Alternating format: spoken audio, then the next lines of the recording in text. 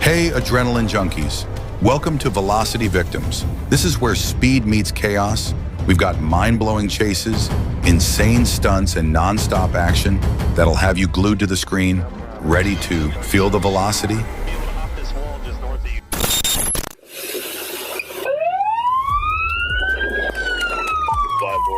Fond du Lac, Wisconsin, a quiet city tucked on the southern edge of Lake Winnebago. On November 18, 2022, things took a wild turn when officers got a call around 12:20 p.m.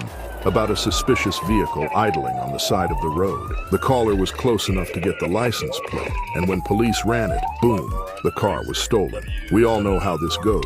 Car thieves don't like pulling over when the cops are on their tail. At first, the driver tries a valiant escape, taking his stolen ride off-roading through fields and dirt paths.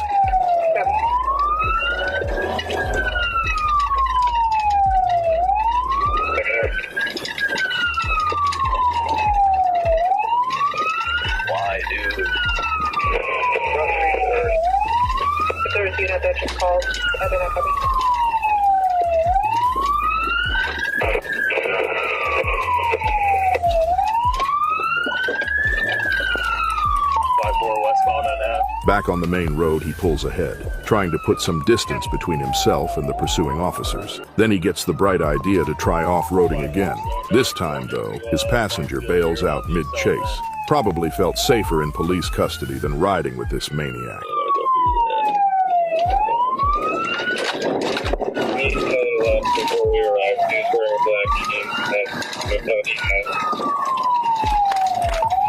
Traveling through a cornfield, south end of town. Next area,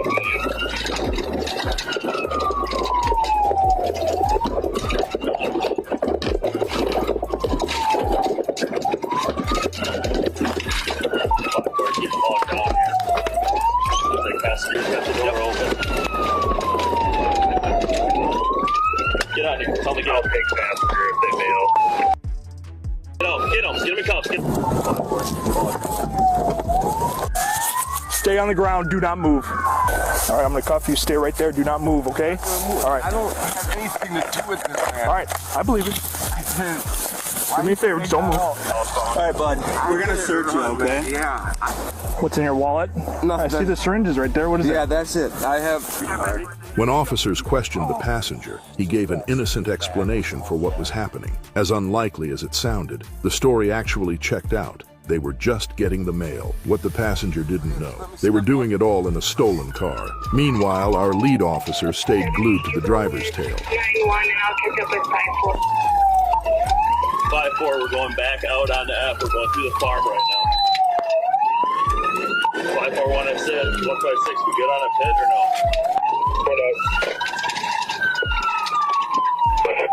Affirm. 10-4.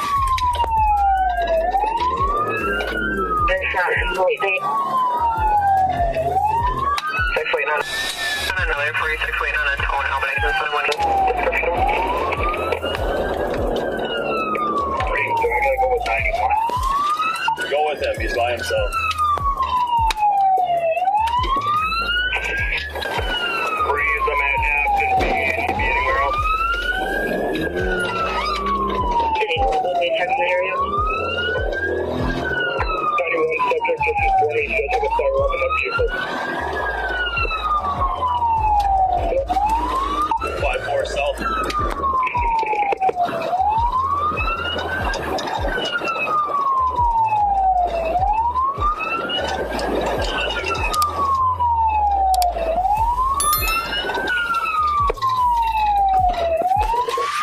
We're turning on Nickel Drive right now at the elementary school. Looks like we're headed back onto W, potentially. Nope, we're headed back south on W. 92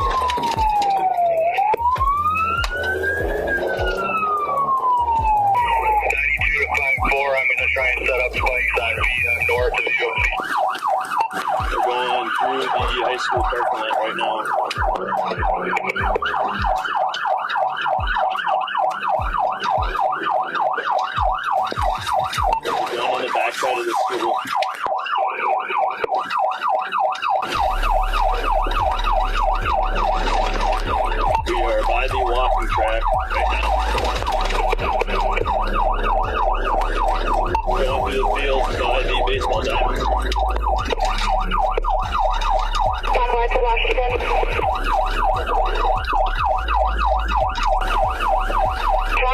Washington.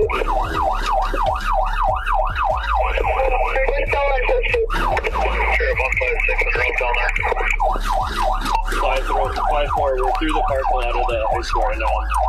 Trying to slow her down. As the suspects sped into a high school parking lot, they made the tough call to call off the chase. It wasn't worth the risk anymore. The passenger, however, identified the driver and even warned officers about the gun in his lap. We never learned the thief's name. Fond du Lac authorities haven't released much more about the case, but they did issue a nationwide warrant for his arrest. That means no matter where he runs, police in any state can and will send him back to Wisconsin.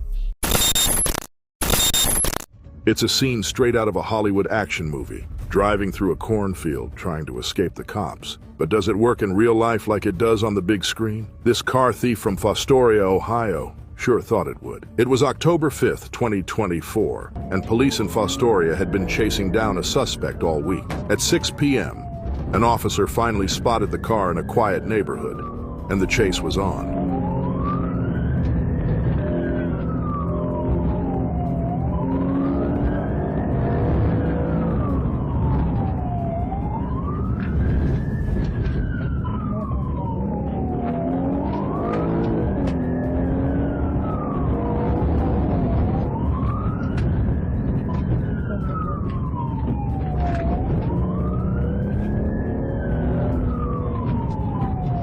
What happened next was straight-up movie material. The suspect hit the gas, plowing through a cornfield at full speed, making the getaway look easy. But in real life, not so much.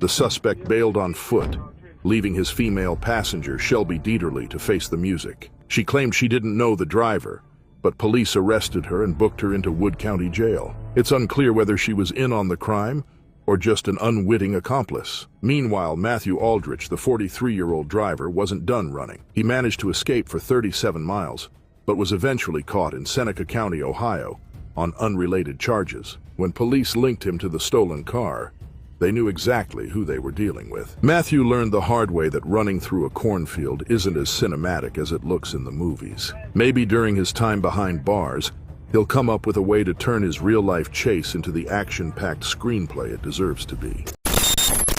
December 7th, 2021, a picture-perfect day for golf in Indian River County, Florida, was about to be ruined by Jody Ann Harvey, a 61-year-old drug addict. Instead of enjoying the sunshine, she decided to go on a reckless ride through the streets of Vero Beach, and the police were about to catch up with her. Officers tried to pull her over, but Jody had no intention of stopping. Instead, she sped through the streets, blowing multiple red lights and nearly causing accidents at every turn.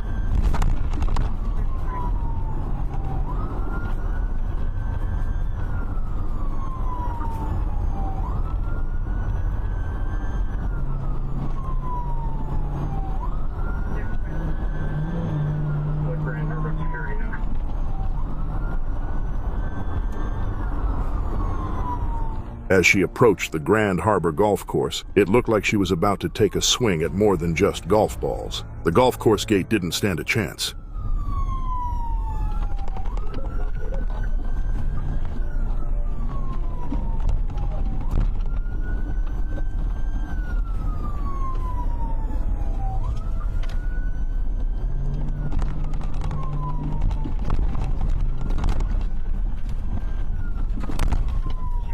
Give her a little bit of space so that we don't push her into the pedestrians.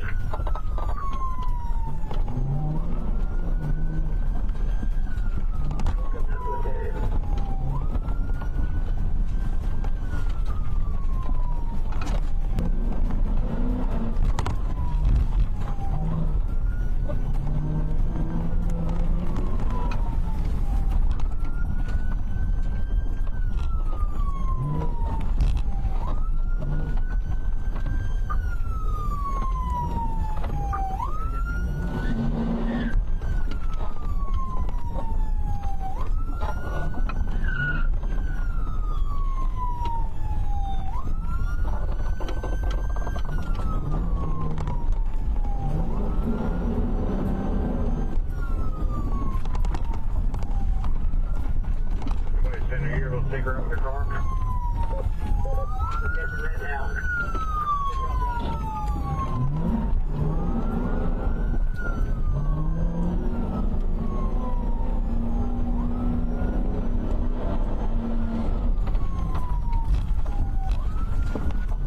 Jody was finally arrested, facing charges of fleeing and aggravated assault with a deadly weapon. At the hospital, she gave police a little honesty. She was high on a copious amount of cocaine. They appreciated the truth, but it didn't save her from adding DUI to her growing list of charges. In the end, Jody struck a plea deal in 2023, which landed her 6 months in jail and 2 years on probation. Oh, and her license was suspended, and maybe, just maybe, she shouldn't get it back. August 7th, 2021. Leon County, Florida. Highway patrol officers got word of a white Toyota Corolla with Georgia plates actively fleeing the local sheriff's department. The car was reported stolen from Georgia, but that wasn't all. It had also been spotted fleeing the scene of an armed robbery earlier that day in Tallahassee. All officers knew at that moment this suspect was armed, dangerous, and would do anything to escape. The chase was on.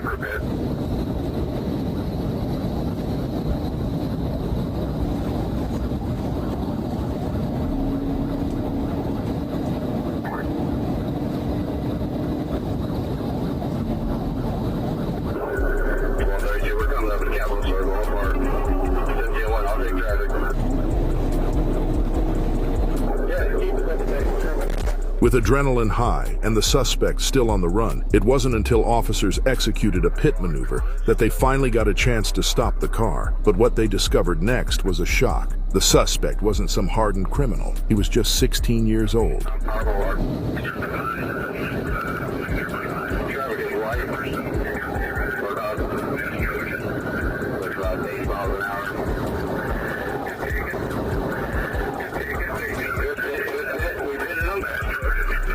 Let's take another look at that pit maneuver from the lead officer's car, a decisive move that put an end to this high-stakes chase.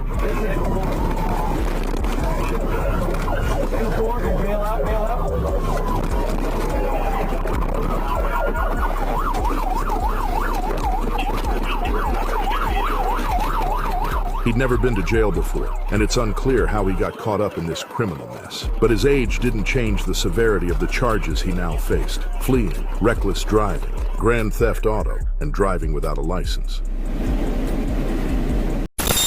April 21st, 2014. LAPD was in hot pursuit of a narcotics suspect weaving through the busy streets of downtown LA. While high-speed chases might look cool in the movies, the chaos of the city makes it a dangerous gamble for everyone on the road. As the suspect tore through traffic, One officer positioned themselves for a precision immobilization technique, or pit maneuver, a tactic where officers nudge the back of the speeding vehicle to spin it out of control and bring the chase to a stop. But here's where things went wrong. While the pit maneuver technically worked, the suspects still had enough room to recover. The impact with the street sign and curb may have been the only thing that prevented the car from completely spinning out of control. But this driver wasn't done yet. He kept running and raced into a cul-de-sac in Downey, a small city south of downtown LA. With nowhere else to go, the suspect refused to get out of the car, leading to a tense standoff with dozens of officers surrounding him. May 24, 2023, Cobb County, Georgia. A robbery suspect thought he could outrun the cops in his stolen pickup truck, but he was about to learn just how wrong he was. This man, whose identity was never released, was already wanted for armed robbery and was on the run, trying to flee the state. 1211, I'm with. Maybe get a couple of units in the box there.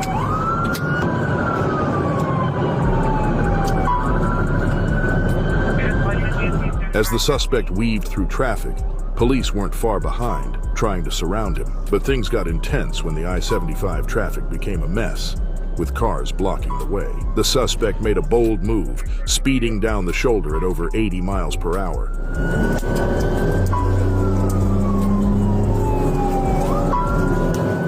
Then came the exit ramp, and that's when one of the officers made their move. A perfectly executed pit maneuver brought the suspect's escape to a screeching halt.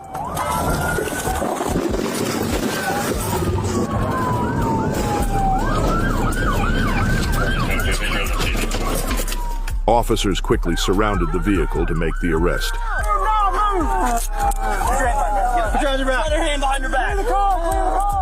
After a tense standoff, the suspect finally says, "I just wanted to get away." Don't they all? Man, why y'all do that to me, man? I was just wanting to get away, man. Crosby, determined not to get caught, led Florida troopers on a high-speed chase down I-95. At one point, officers thought they had him, boxed in on the highway. But Crosby wasn't backing down. He pushed the pedal to the metal, refusing to slow down, leaving the officers with no choice but to take action. It was time for the pit maneuver.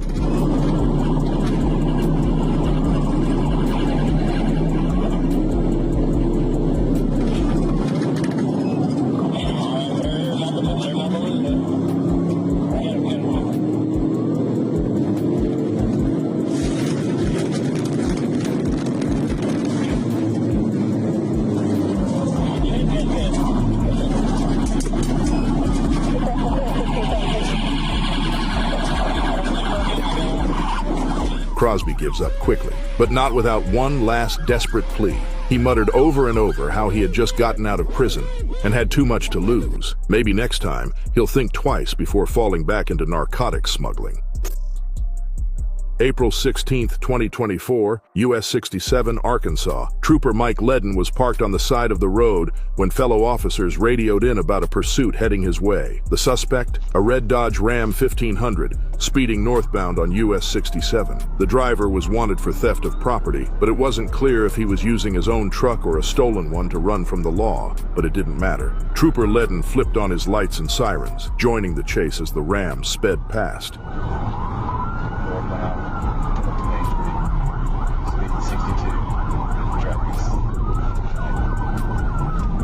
The chase gets intense when Trooper Ledden makes his move, a pit maneuver that should have ended it, but somehow the suspect recovered.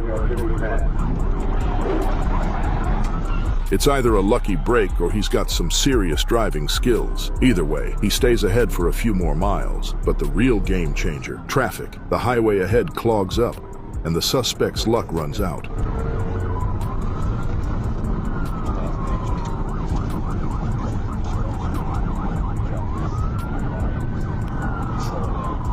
Watch how other drivers slow him down, giving Trooper Ledden the perfect opening to catch up and pit him one last time.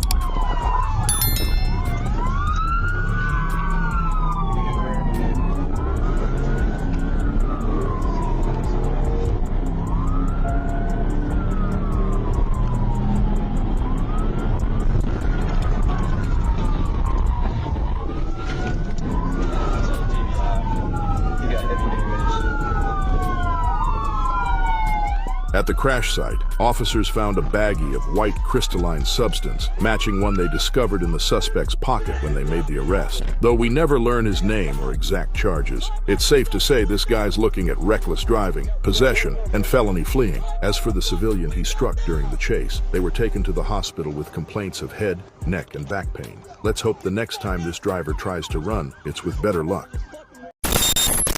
Fairfield Bay, Arkansas, a small town tucked away in the Ozark Mountains. Fairfield Bay is a paradise for boating and off-roading enthusiasts. But there's one thing you definitely shouldn't be doing: riding your four-wheeler on the main road. Stop! Stop! You ain't keep going. Stop! You! Why? You can't be on the highway. This is you. Huh? They said you can. Who? December 9th, 2022, Arkansas State Trooper Robert Neese was cruising north on Highway 330 when he spotted something that didn't belong: a four-wheeler tearing up the road where it shouldn't be. What started as a routine stop to say, "Hey, don't do that," quickly turned into a wild chase that pushed Trooper Neese's squad car to its limits. Oh, they just took off on me.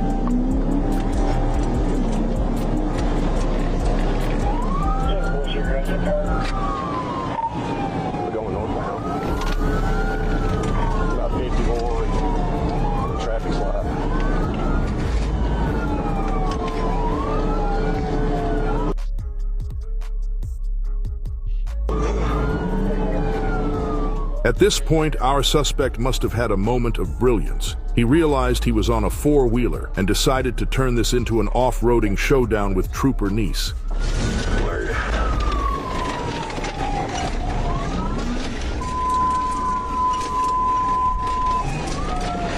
We're off road.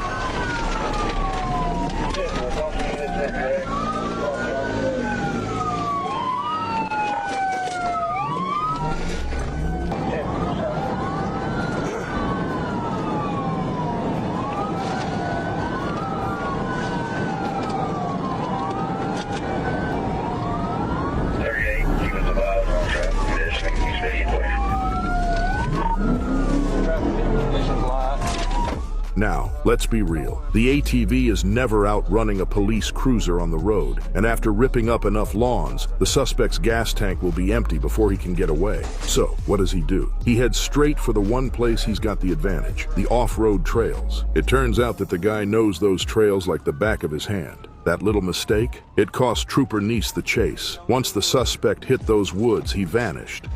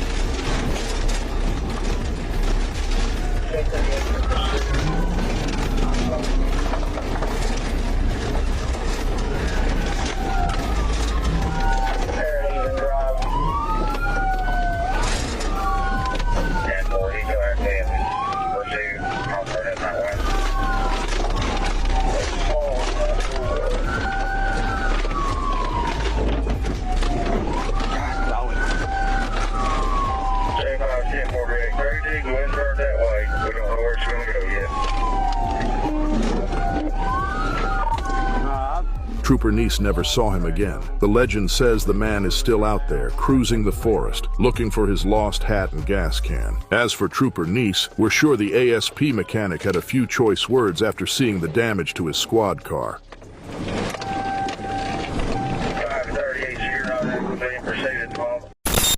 March 6, 2021, DeAnthony, driving his black Dodge Charger, was no stranger to high-speed chases. That night, his Charger was already on the police radar due to multiple chases earlier that day. Around 11:08 p.m., GSP Officer Ennis spotted DeAnthony's Charger speeding through residential streets. It didn't take long for Officer Ennis to flip on his lights and chase after him.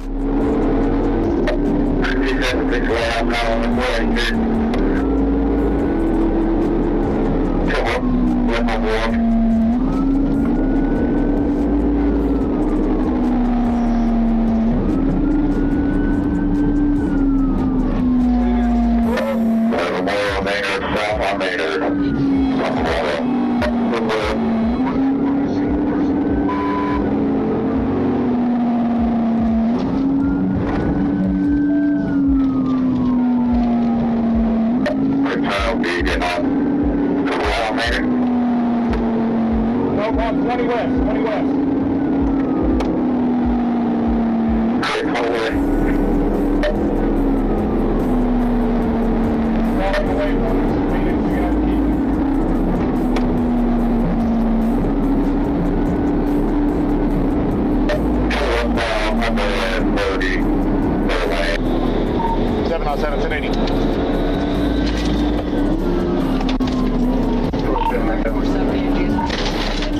With that Charger.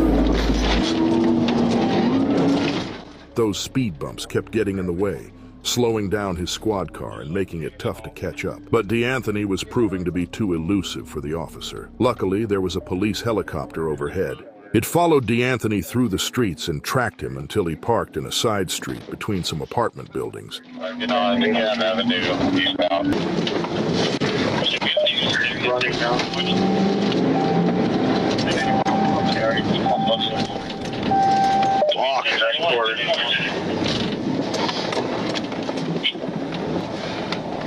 I'm at Washington and Park. We lost him in the orbit. He's close to the building there. There's a unit that came in. Then, thinking he could blend in, he got out of the car and tried to walk away on foot. Bad idea. His white shoes gave him away. Get on the ground. Get on the ground now. Get on the ground now. Get on the ground. I'm going to tell you to get on the ground. Get on the ground. Get on the ground now. Get down. Get down. Get down. Get down. He was quickly arrested and booked into Fulton County Jail. In the end, DeAnthony faced charges of reckless driving, fleeing, and excessive speed. It's unclear why he ran or if there was anything illegal inside the car. But one thing's for sure, he's not escaping that helicopter anytime soon. November the 2nd, 2021, Leland Randolph, a 37-year-old felon with 24 prior convictions for crimes like burglary, possession, and unlawful possession of a firearm, should have known better. This time, all he had to do was stay out of trouble. But as they say, the 25th time's a charm. For days, multiple agencies in the Lufkin, Texas area had been building a case against Leland. 3 new warrants were secured, and when the time came to arrest him, Leland had other plans. Cue the chase. Leland sped off through Angelina County, leading officers on a brief but intense pursuit. He didn't get far.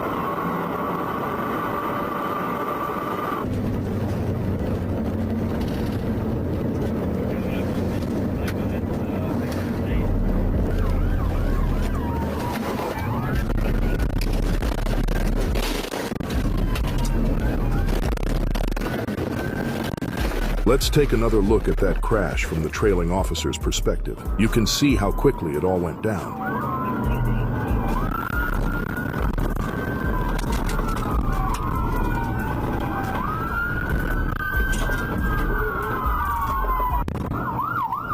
The crash didn't stop Leland. He was arrested and slapped with several charges, including unauthorized use of a motor vehicle, felony possession of a firearm, and possession of a controlled substance. But Leland wasn't alone. 2 women, January Powers and Alice Horton, were also arrested after the crash. They were seen helping Leland load items into the stolen pickup truck at a storage facility. When the police showed up, Horton fled, but Powers was arrested on the scene. When officers searched the storage unit, they discovered a treasure trove, weapon magazines, a rifle, plenty of bullets, and liquid methamphetamine. The 25th time's the charm. This time, Leland got caught, and it looks like he won't be getting out anytime soon.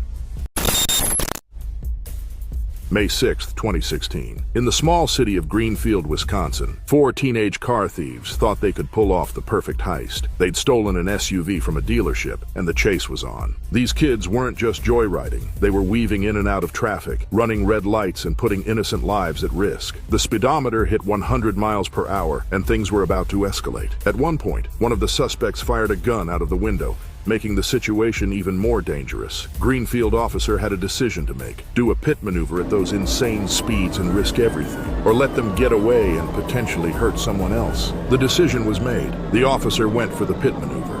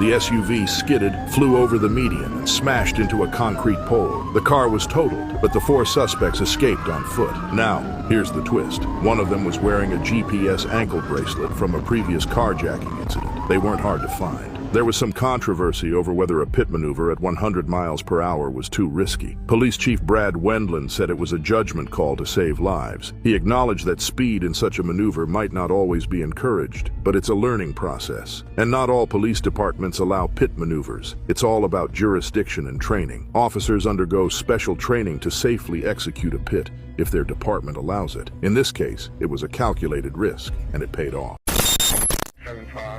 East Point, Georgia, a quiet little suburb just outside Atlanta, is about to see its street racing scene get blown wide open. October 16, 2021, Georgia State Police weren't having any of it when they spotted an illegal street racing event in the parking lot of a local strip mall. A police helicopter hovered overhead, watching as a golden white Camaro revved up and started doing donuts, just showing off for his crew. Carlos Merritt Jr. had no idea that while he was busy acting cool, the police were already closing in. As the signal was given, officers descended on the parking lot like a storm, and the racers were scattered like rats. But Carlos wasn't fast enough to escape.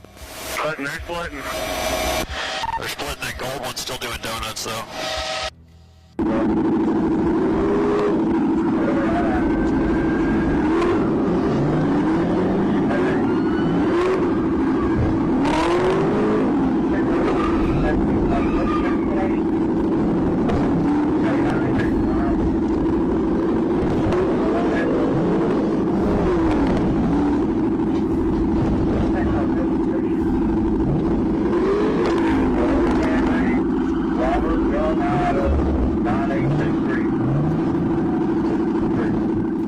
He was arrested for racing, reckless driving, and a handful of other traffic violations. He was taken to East Point Jail and later handed over to Fulton County authorities. As for the rest of the gang, it's unclear whether any of them were caught in the bust, but it looks like this little street racing party was shut down before it could even get started. The streets of East Point are a little quieter now, thanks to Georgia State Police putting the brakes on these reckless drivers.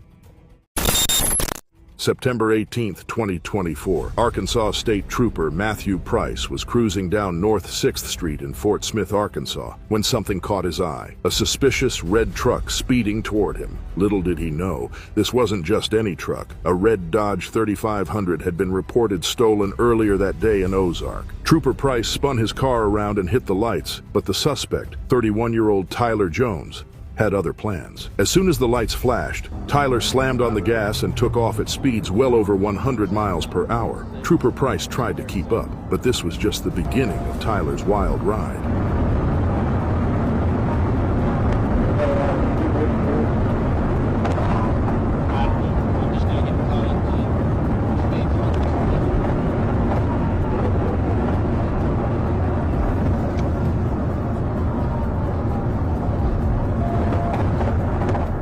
Tyler decides to test the limits of his new ride's off-road capabilities. Watch as he darts off the main road, aiming for the great outdoors. It's not long before he leads Trooper Price through a massive soybean field.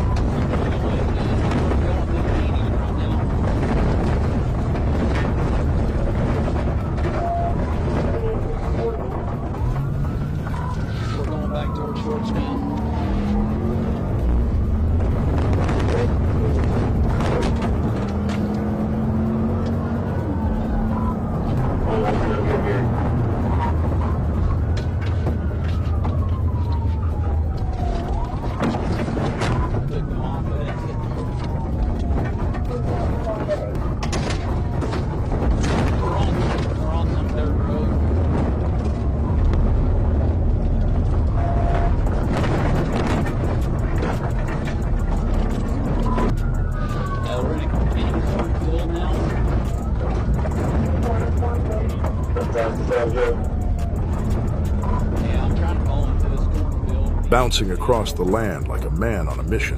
But what about driving through a field? The trail's easy to follow, and Tyler, well, he wasn't trying to make things hard on Trooper Price. He kept driving straight ahead, giving Trooper Price the perfect opportunity to follow his every move. It was bumpy, but the chase was still on.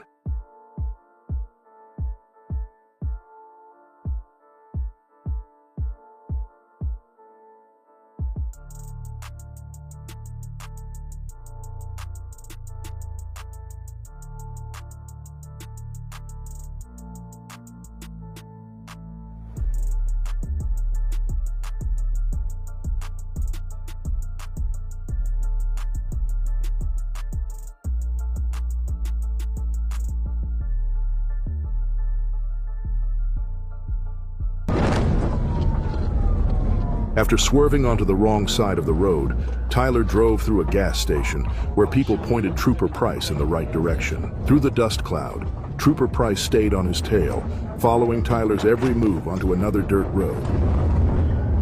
Look me up on a dirt road.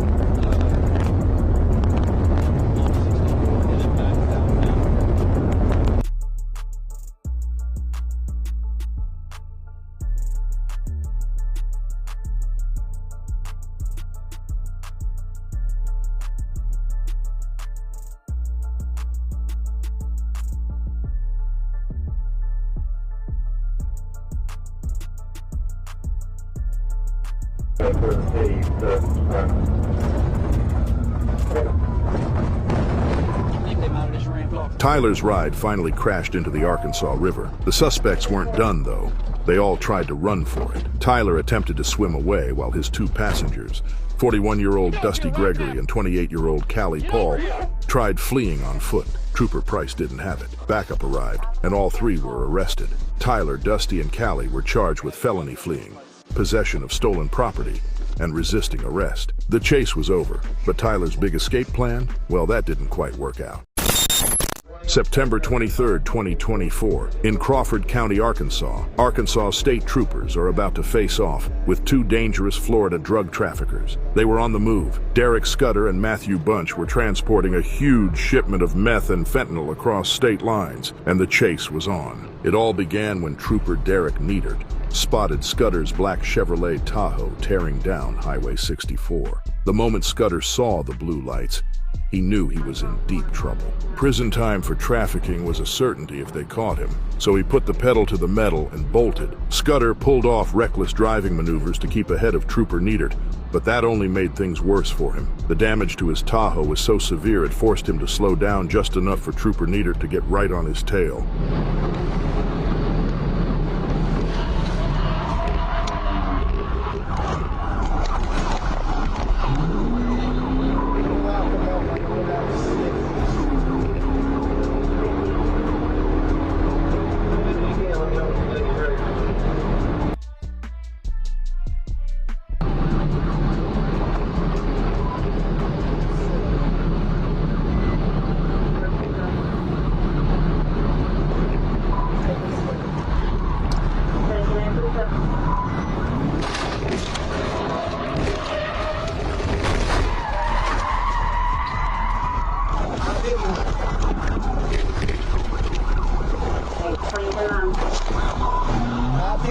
The chase continued as Scudder tried every trick to shake his pursuer, but Trooper Neidert wasn't giving up.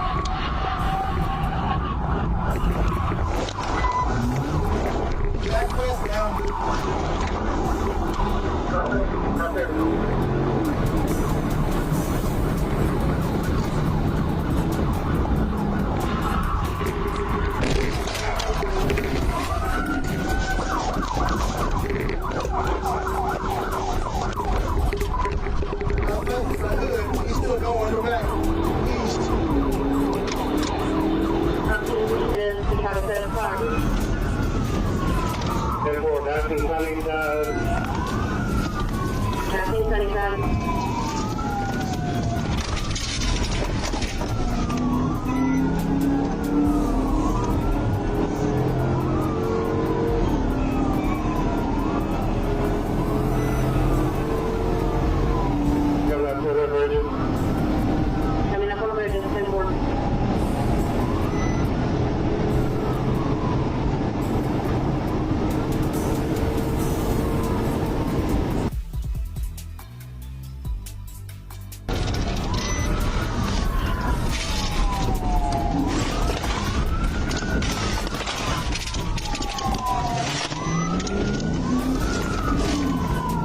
There's another vehicle still going. I'm not sure. I think he got a good spot.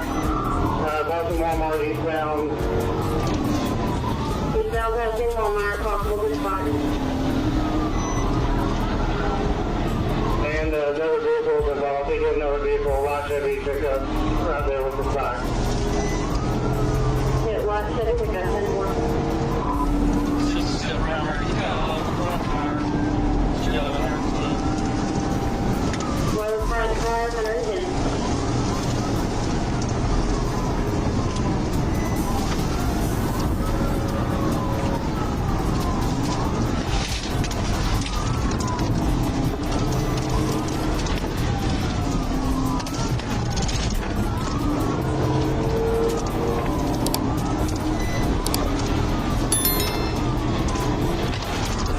We're right here at the pool. He lost the tire, I believe. 10-4 at the middle school. 64 B, yeah, just 67 out. 16, 62 around there, I'm still talking to Harry. 10-4, 150, your secondary to the primary, 64 B, eastbound. Get up there. Go. Page 4 then as well, I'm behind you. Yeah, behind you. Page 4 behind you, 10-4. Victor, be on the ring. I think He's on the rim. Every time I drop for a pin, there's a parking lot. There's a tractor up here. Be careful.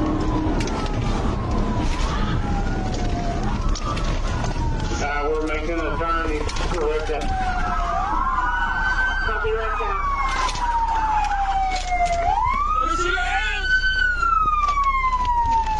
The moment Scudder tried to flee on foot through a small neighborhood, the officers were right behind him, and it wasn't long before they had him cornered. Meanwhile, Matthew Bunch wasn't having any better luck. After a high-speed chase of his own through northern Arkansas, he crashed into another car on I-40, where police quickly arrested him. In both vehicles, officers found a deadly stash, 240 pounds of meth and 2 kilograms of fentanyl. To put that in perspective, 1 kilogram of fentanyl has the potential to take 500,000 lives. The DEA confirmed that this syndicate had enough to wipe out all of Little Rock. Twice, Scudder and Bunch were charged with federal felonies, drug trafficking, fleeing, and reckless driving. They were held on a $2 million bond each. These two were caught red-handed, and their dangerous run came to a swift and permanent end. It was dead of night, and the roads were quiet. That's when our officer spotted something unusual. A Polaris RZR tearing down the road completely illegally. The officer flipped on his lights, hoping to pull the sport side-by-side over, but little did he know he was about to be in for the ride of his life. The chase was on.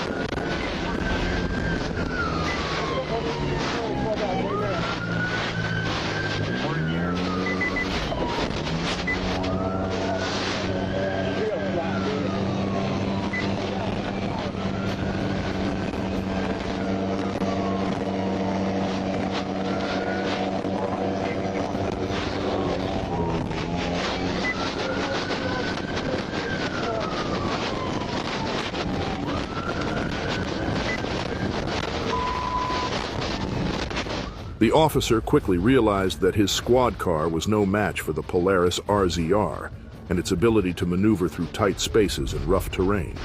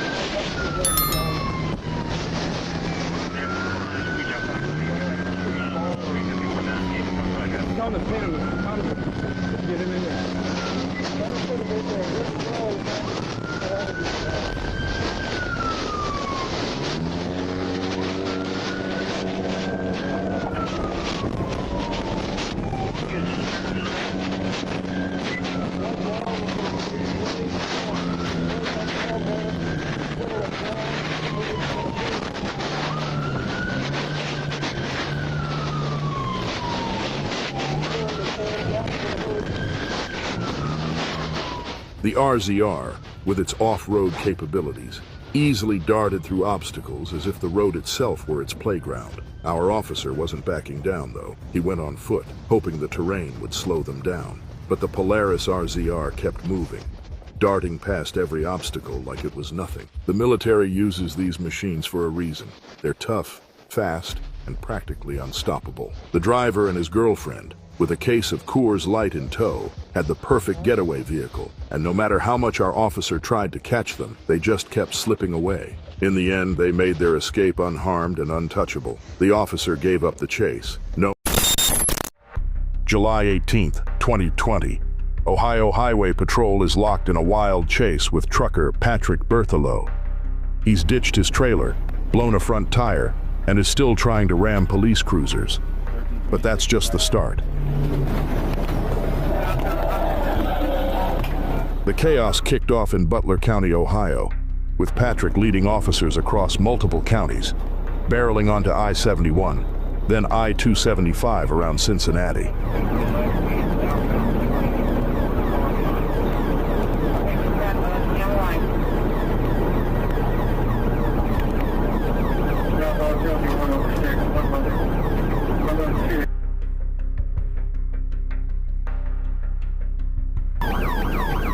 Sounds like a semi would be easy to catch, right? Not when the driver is armed, dangerous, and holding his wife hostage in the cab. Patrick went full rogue, taking his rig off-road, charging police vehicles, and speeding the wrong way down the highway. Total insanity.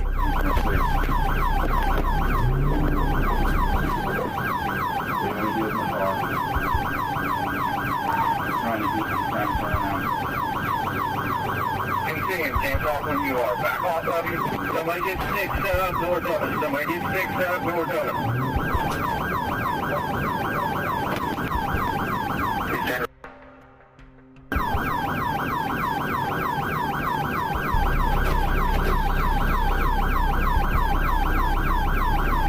Give your license now. Driver, just stop. Stop. You work this out. What lane at the end? We're getting. He's sitting right here.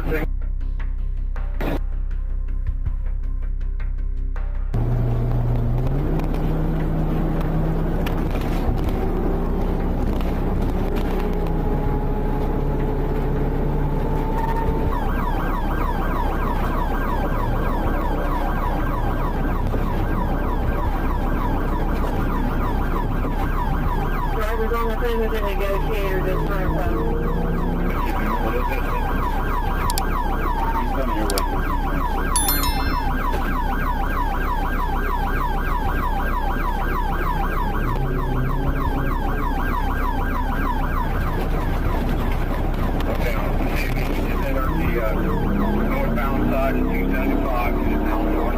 But he didn't count on the SWAT team lying in wait. A sharpshooter takes a shot, a .50 caliber round straight into the engine block. The truck starts leaking fuel, and Patrick's hours-long rampage begins to unravel.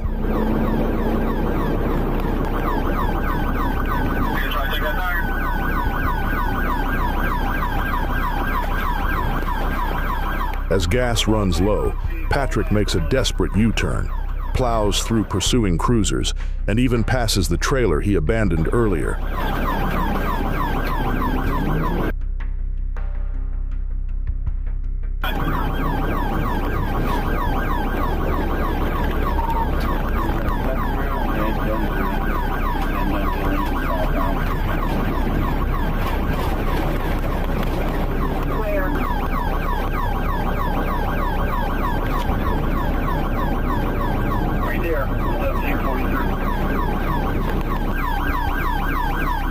But his luck runs out. A spike strip takes out what's left of his tires, and now he's limping along at 10 miles per hour.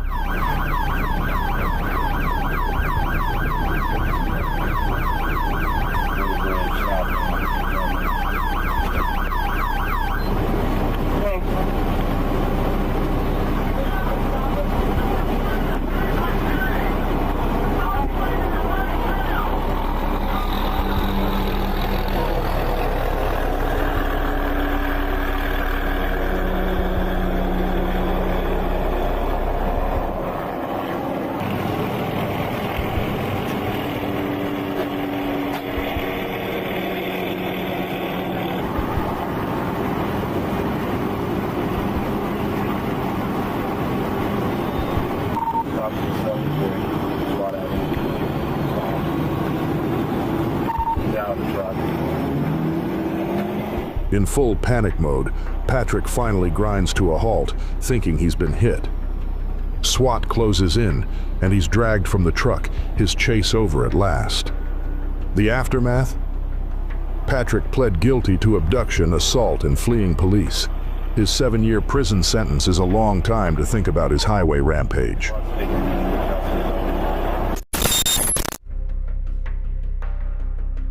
Orlando police officer Alexander Shoney was caught thinking the badge made him untouchable. On June 6, 2023, a Seminole County Sheriff's deputy clocked him flying at 82 miles per hour in a 45 miles per hour zone. No lights, no sirens, just pure speed. The deputy had to push over 100 miles per hour just to catch him. He's the guy that,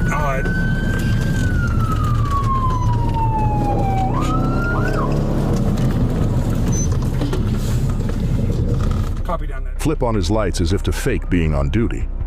Nice try, but it was already game over. Pulled over and clearly annoyed, Shoney had some sharp words for the deputy. Pull over.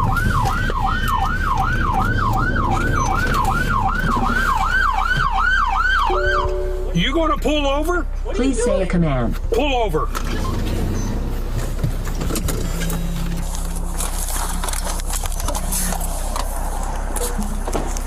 (3113) to 313.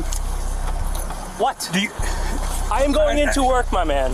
Why are you trying to pull me over as I'm going into work? Because you're going 80 and a 45. I am going into work. Okay, what are you going to work for? What does it look like I am dressed for? What does it look like I am dressed for?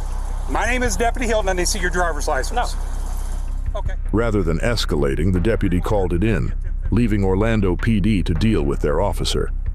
Shoney was relieved of duty and hit with charges for reckless driving, fleeing, and resisting arrest. Here's the twist. By March 2024, prosecutors dropped the charges. The reason? Shoney showed a remorseful willingness to accept responsibility.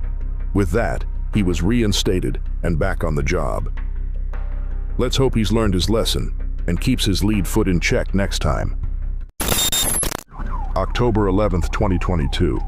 An Arkansas State police officer spots an orange Dodge Challenger with expired tags cruising down the highway. The driver looks like he's about to pull over, but spoiler alert, he doesn't. Otherwise, he wouldn't have made this highlight reel.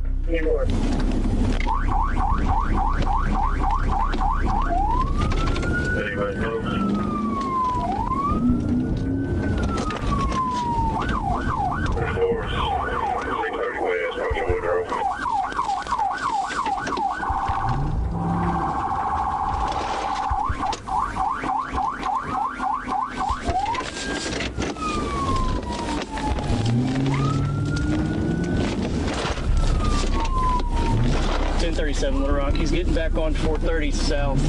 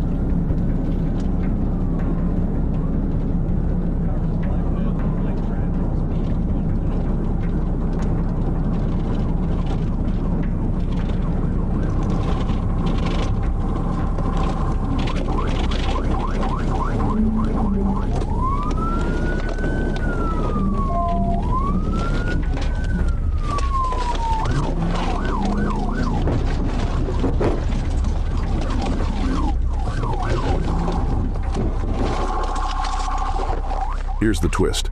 That officer wasn't alone. An FBI agent happened to be in the unmarked truck behind them. Was he part of the chase, or just in the right place at the right time?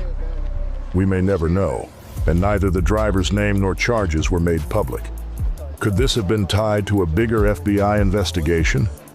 If so, it's no wonder they're keeping the details under wraps.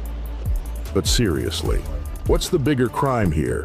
Running from the FBI or doing it in a bright orange Dodge Challenger with expired tags? January 8th, 2023, Arkansas State Police are chasing a 53-year-old man who decided a traffic ticket wasn't his style. Pulled over for reckless driving, he fled the scene in his dually truck, kicking off a dangerous high-speed pursuit. But this wasn't your typical runner. He fired a warning shot into the air, letting police know he was armed and ready to fight. A 67 Little Rock up primary, 37.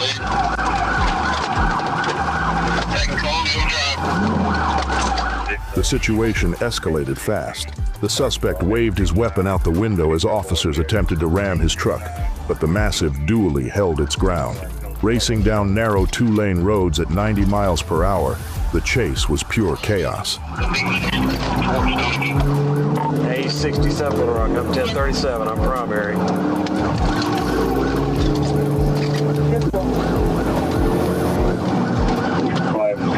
67, I'm not far from here. Are y'all still headed eastbound? Yeah, 10-4, we're east. Right here passing it.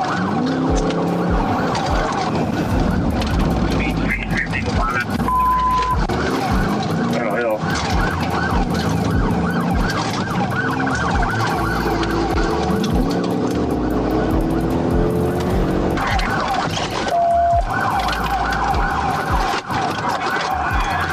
A 67 Little Rock.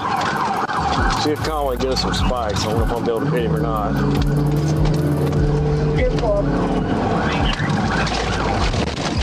Damn.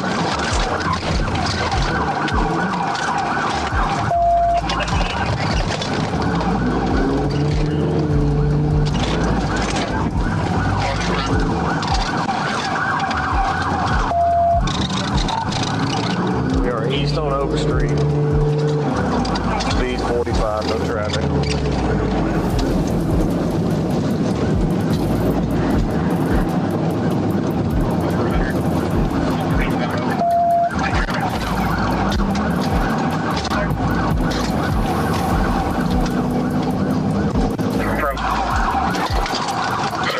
Shots fired.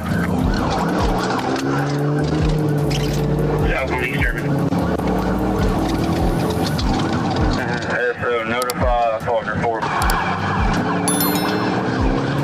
Eastbound, 286.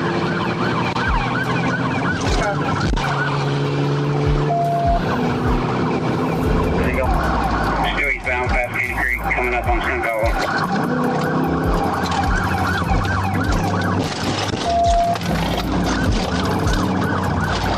There's another shot.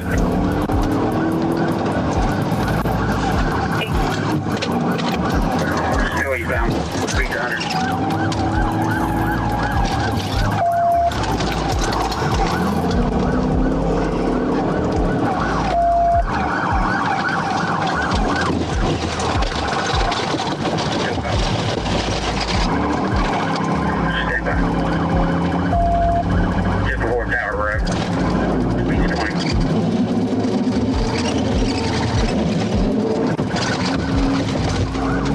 That's when officers called for spike strips. Flattening the dually's tires was their best shot, but deploying spikes takes timing, skill, and a bit of luck. 2 sets were laid down, one by Arkansas State Police and another by a Mayflower officer just outside Little Rock. When the dually hit the Mayflower spikes, disaster struck.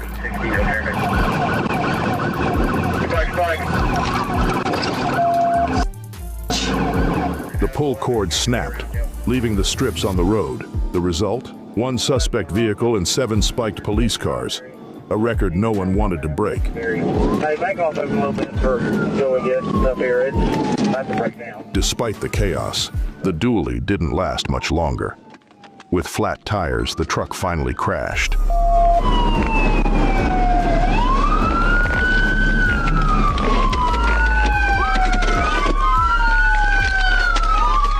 The driver tried to climb out of the window, weapon in hand, but what followed was too graphic to show.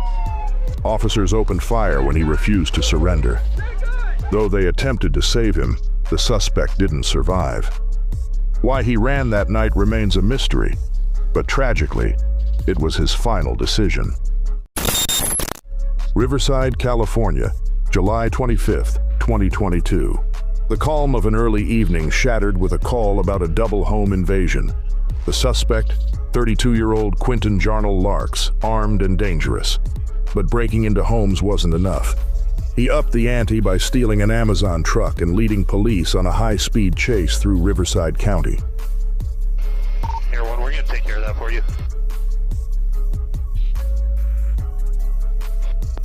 Copy. Okay. All right, just TC'd into a car, gray car in the intersection.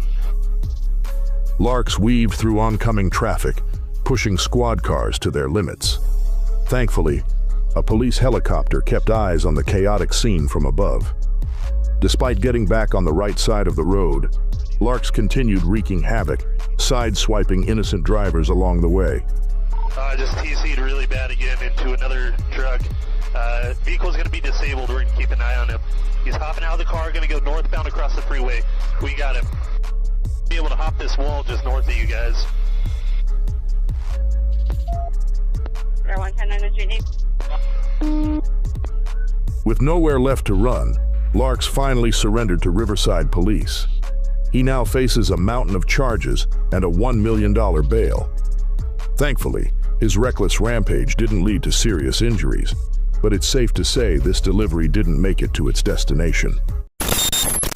March 30th, 2022, I-55, Arkansas. Trooper Blaine Middlecoff was cruising south when he spotted a black sedan flying up behind him. The car was coming in hot, and his rear-facing radar confirmed it. 90 miles per hour in a 75 zone. Without hesitation, Trooper Middlecoff pulled over and let the speeding car pass, already knowing what was coming next. The driver tried to play it cool, but Middlecoff's radar had already busted him for speeding. With the flip of a switch, lights and sirens came on, and the suspect decided to make a run for it. The chase was on.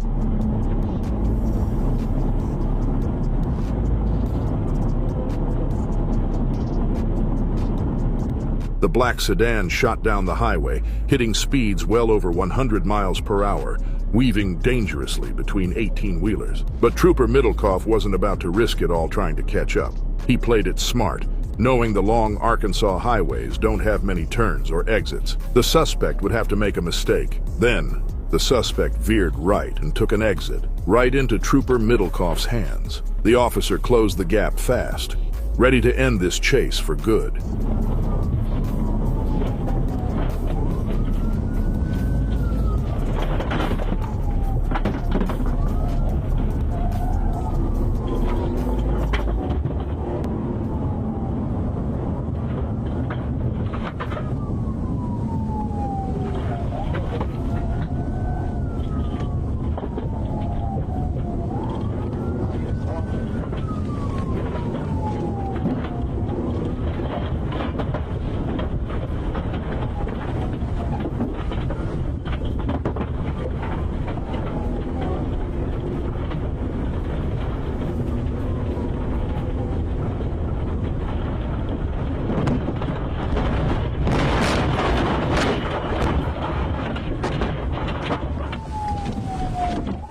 Once the car was stopped, Trooper Middlecoff quickly discovered a handgun, marijuana, and a digital scale with drug residue inside the car. As he questioned the driver, the suspect's excuse was as ridiculous as it was reckless. "I was scared and running from you was fun." Well, you know what's not fun? Jail. Webb County, Texas, sits right on the U.S.-Mexico border. The proximity makes it a hotspot for illegal immigration. And on July 9th, 2023, it became the scene of a chaotic chase involving human smugglers. Police pursued an SUV packed with smugglers racing toward the border. But this wasn't just a one-car chase. A white Volkswagen suddenly joined in, trying to interfere. Officers split up. Some stayed on the SUV, while others went after the Volkswagen.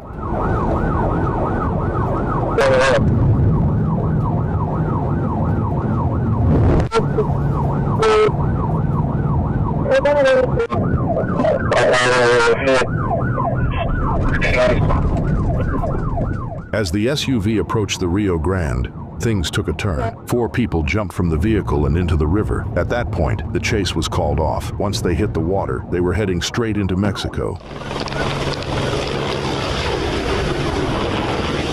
Meanwhile, the Volkswagen kept the chaos alive, speeding through a crowded residential area. But the driver made a critical mistake, pulling onto the main road without checking traffic. A blue SUV clipped the Volkswagen, tearing off its bumper and bringing the chase to a grinding halt.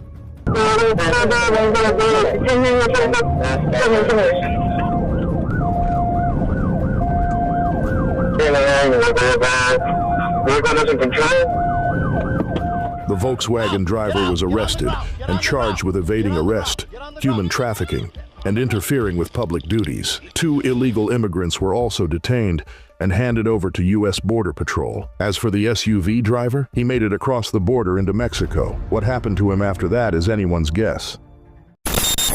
Georgia State Police were on high alert for a black Dodge Charger that had already escaped multiple traffic stops. The hunt heated up around 1 a.m. on June 5th, when Trooper Curley got a tip. CCTV cameras spotted the car near the Westlake Apartments. Curley raced to the scene, and there it was. A quick plate check confirmed it. This was the Charger they'd been chasing. Knowing the driver's history, Curley prepared for a fight. Sure enough, the moment the lights came on, the driver hit the gas.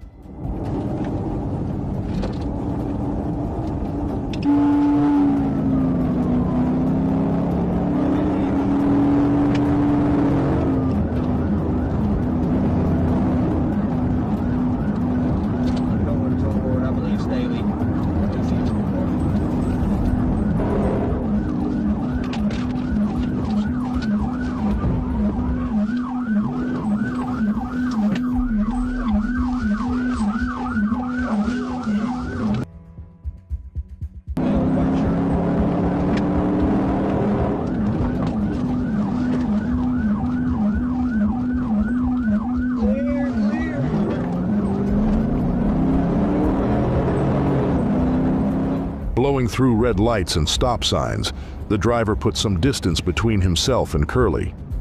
His strategy? Quick turns and reckless speed to try and disappear into the night. But luck wasn't on his side. Another officer was ready and waiting to block his escape route. 1050. Sadler Street, Sadler Street.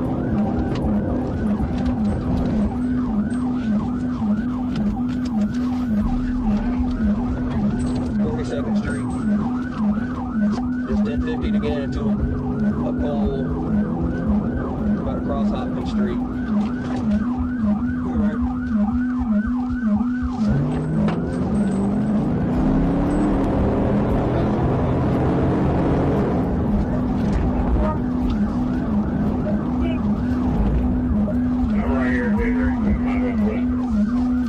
He just crashed again.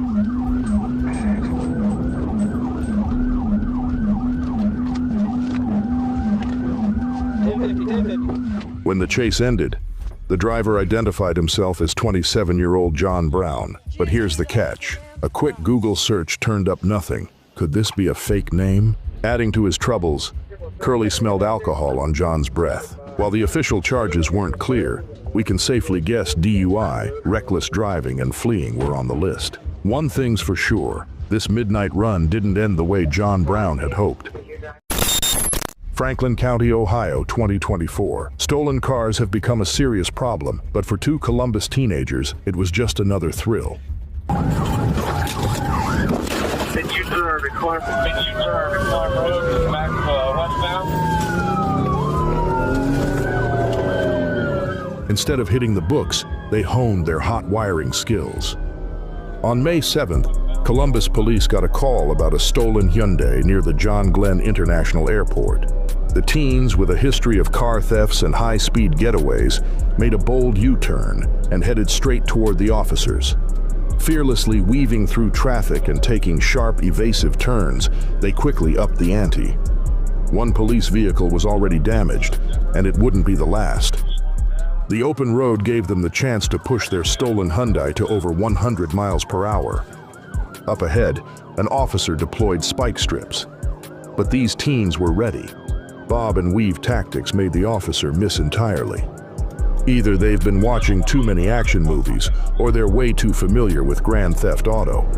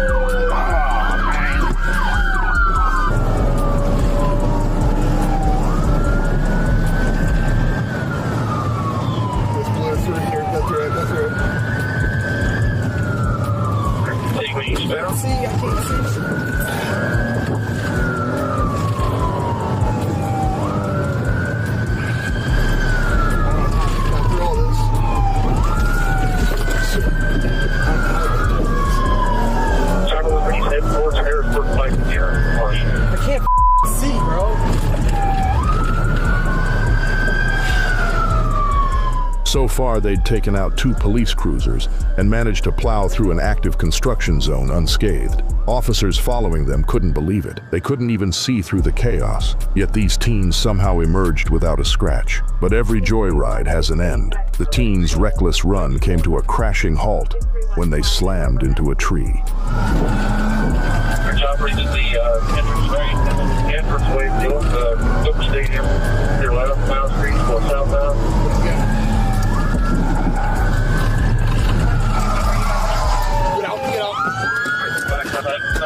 The stolen Hyundai was toast.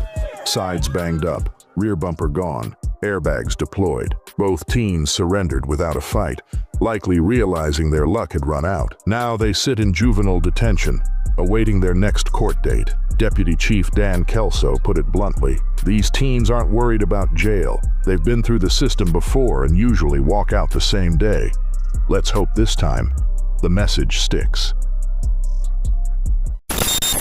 Lathrop, California, January 27, 2024. A quiet evening in this small city, about 58 miles south of Sacramento, turned chaotic after a 911 call. A woman reported her friend was being threatened by a man named Juan Valdez, who allegedly tried to harm her the night before. Police quickly arrived, ushering the women to safety and attempting to talk to Juan. Why are you guys running from John? But Juan wasn't in the mood for a chat. Instead, he led officers on a short chase before suddenly stopping as if reconsidering his choices.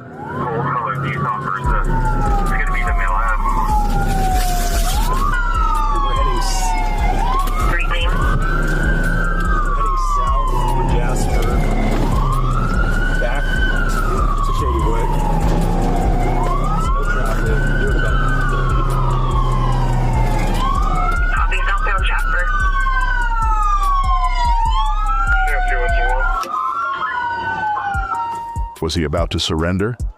Not a chance. Juan floored it, escaping the residential area and recklessly driving on the wrong side of the road. I'll be back in front of the mill and cooperative.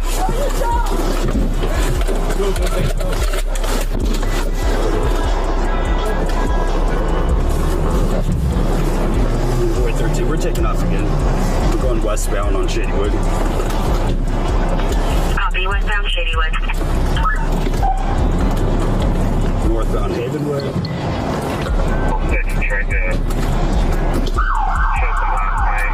And we're going to be going westbound Castlewood, 815. I'll be westbound Castlewood. Northbound Rosewood, kicking off now on those desert traffic. And stand by for the next turn. We're going to be going westbound on Rock. And he's going the wrong way for a second here. When he tried to turn around, officers saw their opening and went for a pit maneuver.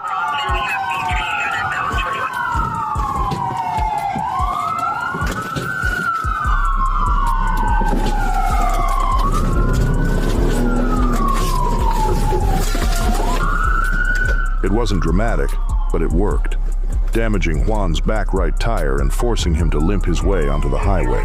His battered car couldn't handle the high speeds, and things quickly took a dangerous turn. Boy, 13, his tire's coming apart.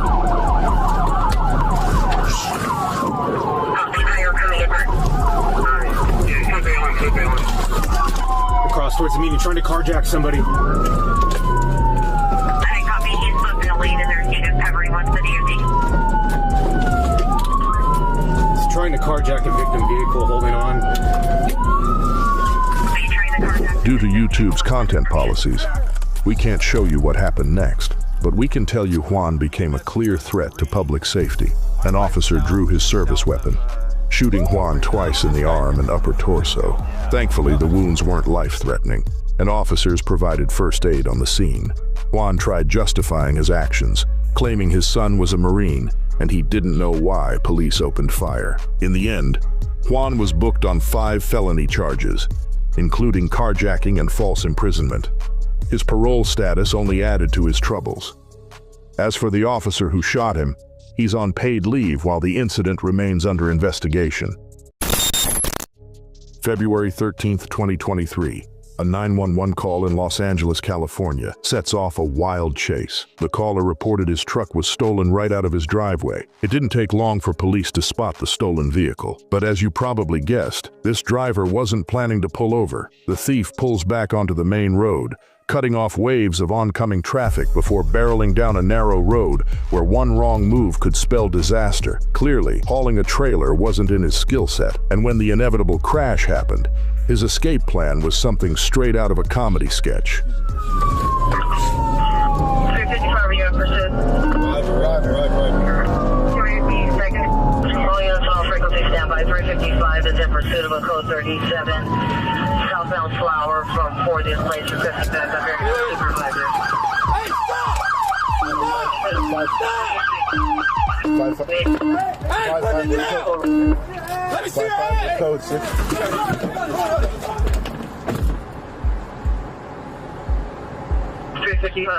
Meet Pedro Villalobos, a 30-year-old suspect who thought fleeing on a skateboard was a solid idea. To make things even more ridiculous, he was wearing a reflective vest the whole time. Because why not? Pedro was taken to the hospital for a minor injury before being arrested on 2 counts of vehicle theft and resisting arrest. Honestly, we're still debating which was dumber, running on a skateboard or doing it while practically glowing in the dark. The precision immobilization technique, or pit maneuver, has been a game changer since Fairfax County Police first used it in 1988. By bumping the rear of a fleeing car, officers can spin suspects into a tailspin, bringing dangerous chases to a quick end. But at high speeds, the pit can turn deadly. April 10, 2020, police in Sebastian County, Arkansas, were in pursuit of a black pickup truck driven by 34-year-old Justin Battenfield. Running red lights, blowing through stop signs, and weaving between cars at over 100 miles per hour, Justin refused to stop.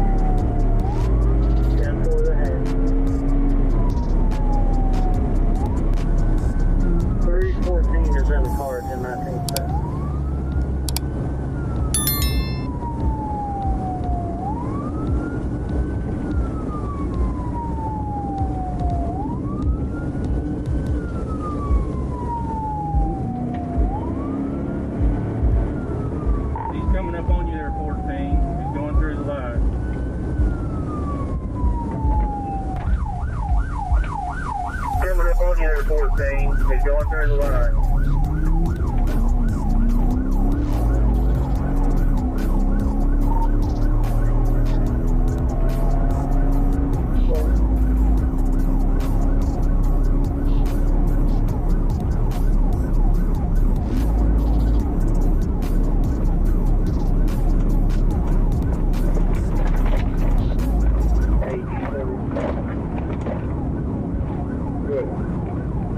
Like Sebastian is backing out and leaving it with 13 or 14.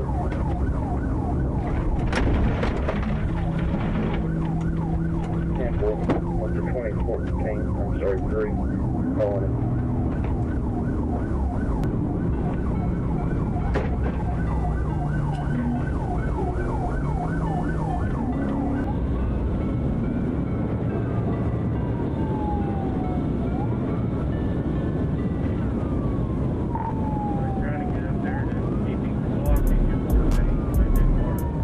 Trooper Sean Ellis got the call to end the chase, and he didn't hesitate. With permission granted, Ellis executed the pit maneuver. The results?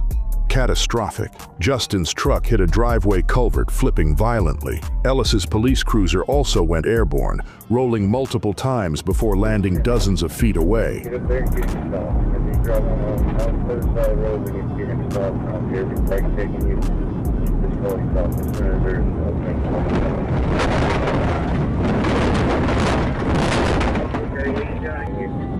Just call him stopped as soon as there's an opening on the highway. Get him stopped. Okay, he's got him stopped and then...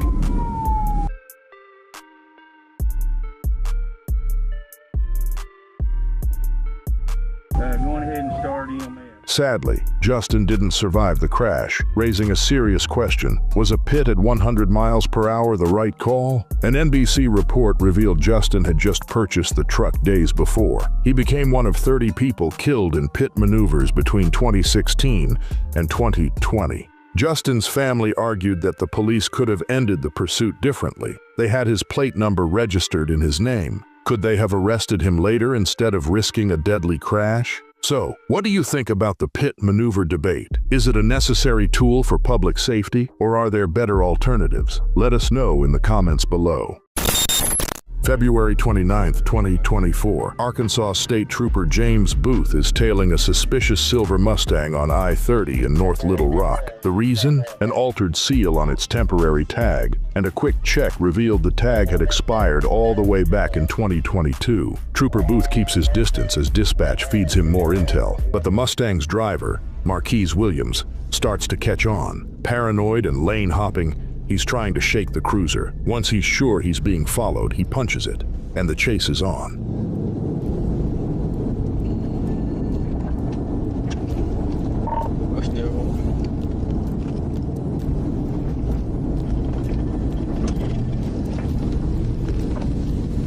CMS received.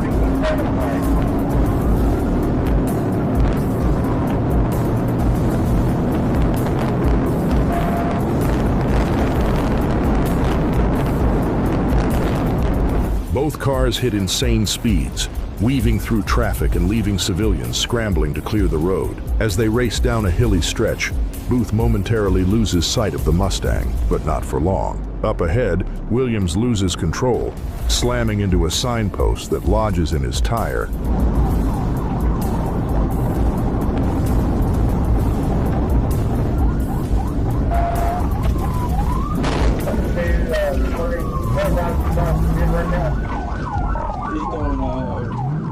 His Mustang is banged up, but he's not ready to quit. Booth sees his chance.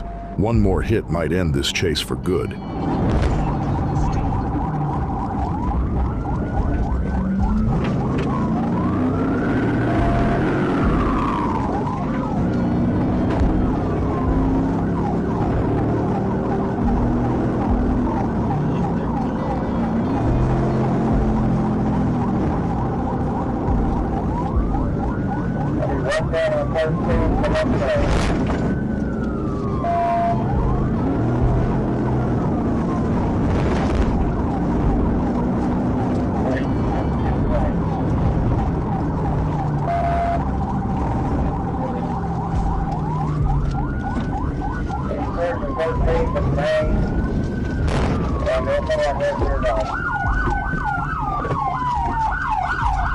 When the Mustang finally comes to a halt, Williams bolts on foot, but he's no match for the combined efforts of Booth and a North Little Rock officer. The chase ends near the train tracks, where Williams is subdued and taken into custody. After being medically cleared, Williams was booked into Pulaski County Jail, facing charges of failing to register his vehicle, speeding, fleeing, and reckless driving. Another joyride brought to an end, this one with a side of justice.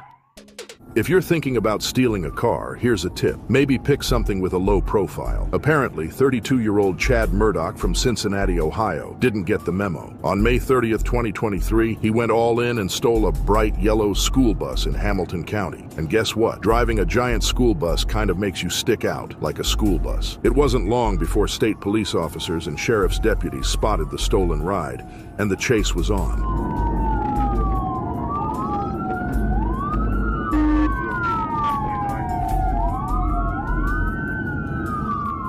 The adrenaline kicks in, and Chad decides to test the school bus's off-road capabilities.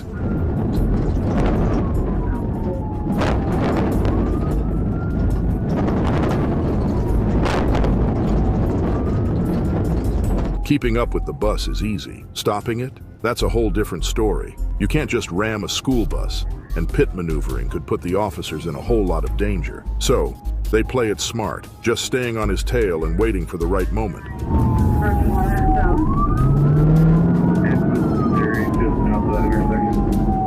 Meanwhile, Chad's still trying to lose them, taking a wild detour through a cemetery. That's right, a school bus off-roading through a graveyard, like something out of a movie.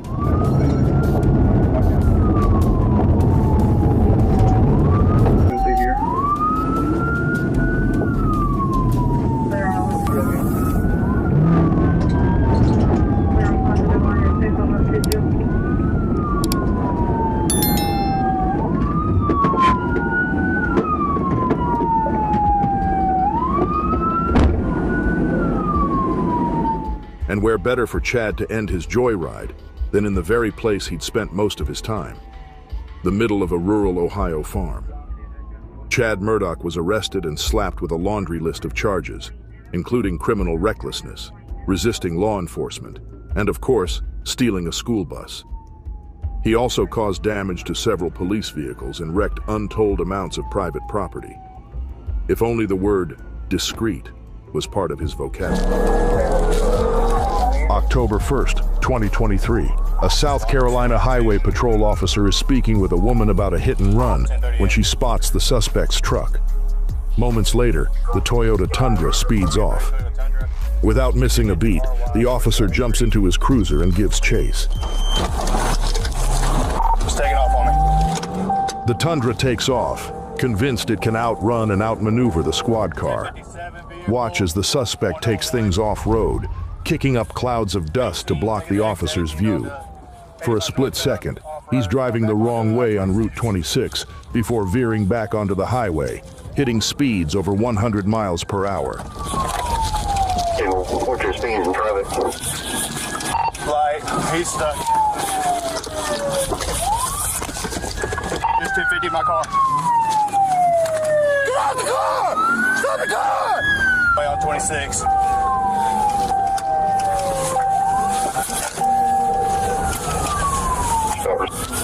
Going back southbound on 85.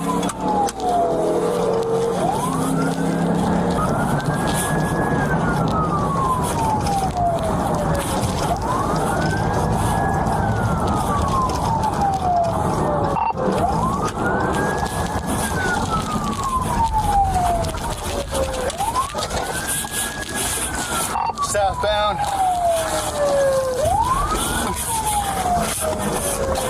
He's going the wrong way, I can hit him. The chase intensifies as the suspect weaves through traffic and barrels down exit 68. This isn't your average runner. The Tundra handles off-road terrain far better than the officer's cruiser. Dirt, grass, winding roads, it doesn't matter. What's your speeds in traffic? I'm going on 47, we just got back on the exit 68. I'm trying to pit.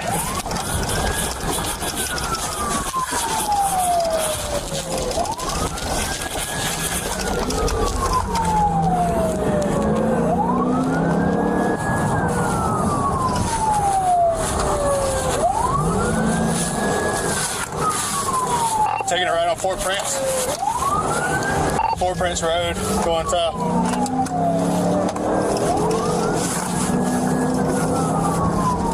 The officer pushes his car to the limit, nearly hitting 120 miles per hour, but the Tundra keeps pulling wild moves. The call comes in, time for a pit maneuver, but the officer hesitates. One wrong move in a residential area, and someone's living room could turn into a crash site. He waits for the right moment, finally attempting the maneuver on a forested road.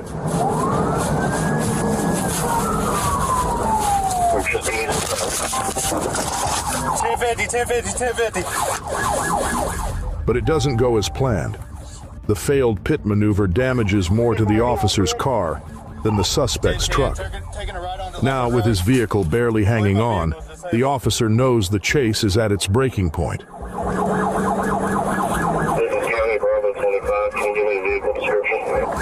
Gray Toyota Tundra. What's your 1020 speeds? Taking it right on North Blackstock. He's going behind a Bonnie. Sensing an opportunity, the suspect veers onto a gravel parking lot, creating a blinding smoke screen. By the time the officer emerges, the Tundra is gone. The pursuit ends with the suspect vanishing, but there's hope. Our officer got a good look at the license plate.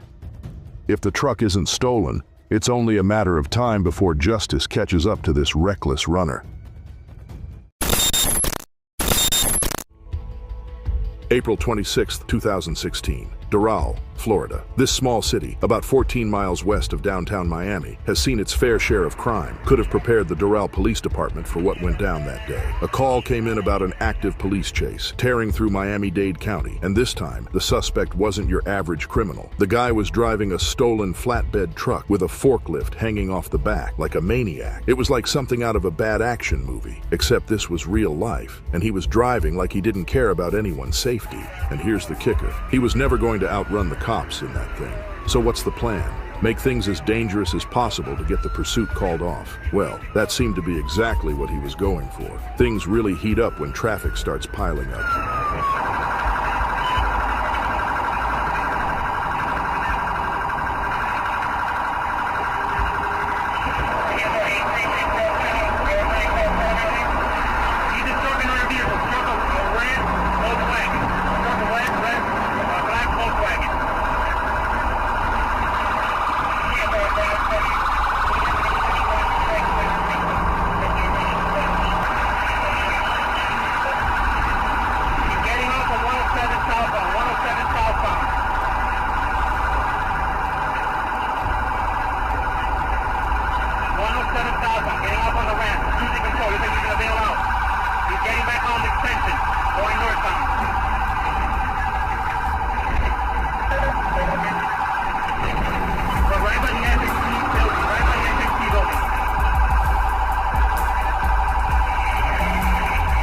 Seeing the officers approaching in the opposite lane, the suspect swerves right, cutting through traffic like he's dodging a bullet. But instead of escaping, he's headed straight for a gridlock traffic jam. And he's about to make things a whole lot worse. He spots what he thinks is an opening in the right lane and tries to squeeze through. Let's see how that works out.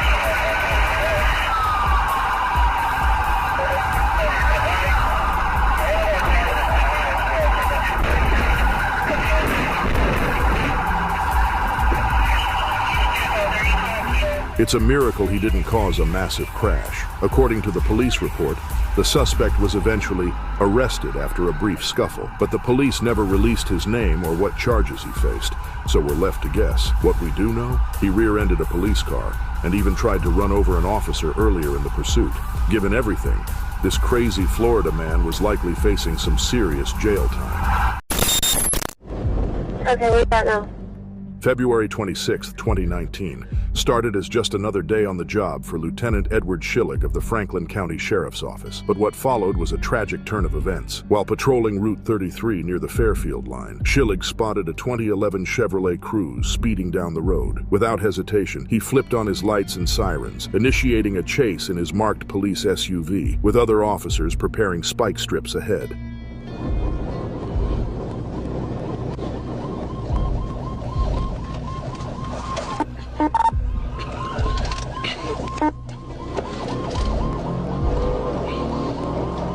L1, we advise OSP in Fairfield also.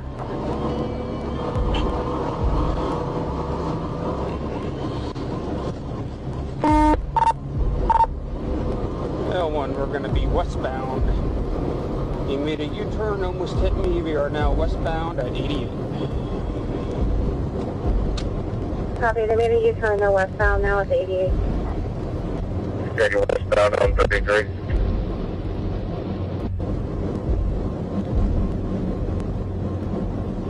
Yeah, 33 east from Gender. Let me know where they're at. I'll try to get spiked. Okay, we're a mile from Dodge Road, still westbound. Driver is a young male black wearing a red hoodie. There's 2 or 3 other people in the car. Speeds are 110. Backed up, I'm down to 80. He's on the right-hand shoulder. Copy on the right-hand shoulder. How far is it? We'll give him a call.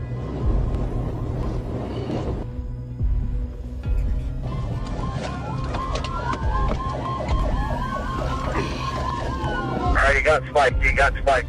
The suspect, desperate to escape, hit the spike strips but didn't stop. Instead, he veered off the highway onto Hamilton Road, now fully out of control. Affirm. You can just about try to take me out. What happened next was the most tragic mistake of his life.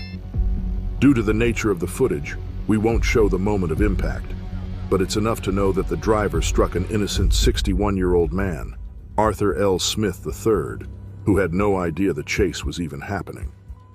Arthur would spend the next few months fighting for his life in hospital, but tragically, he passed away from his injuries. We got minutes now. We're northbound, not south. Okay, they're northbound Hamilton. So that's 29 here, just south of Winchester Park.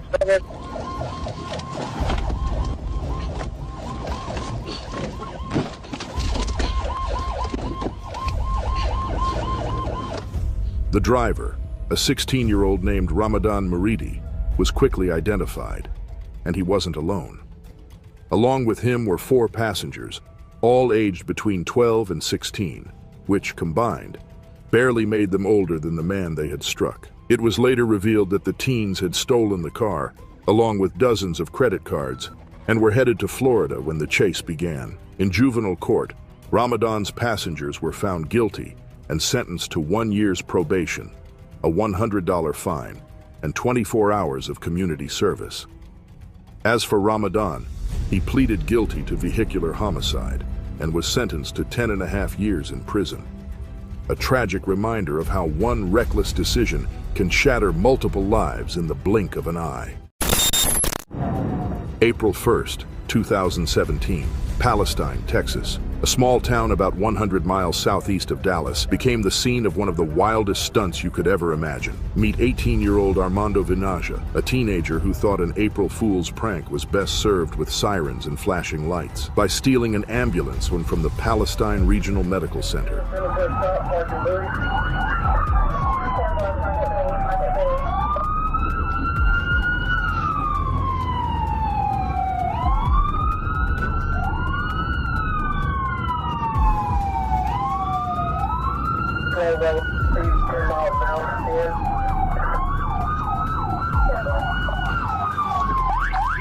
Get on the ground now! Get on the ground!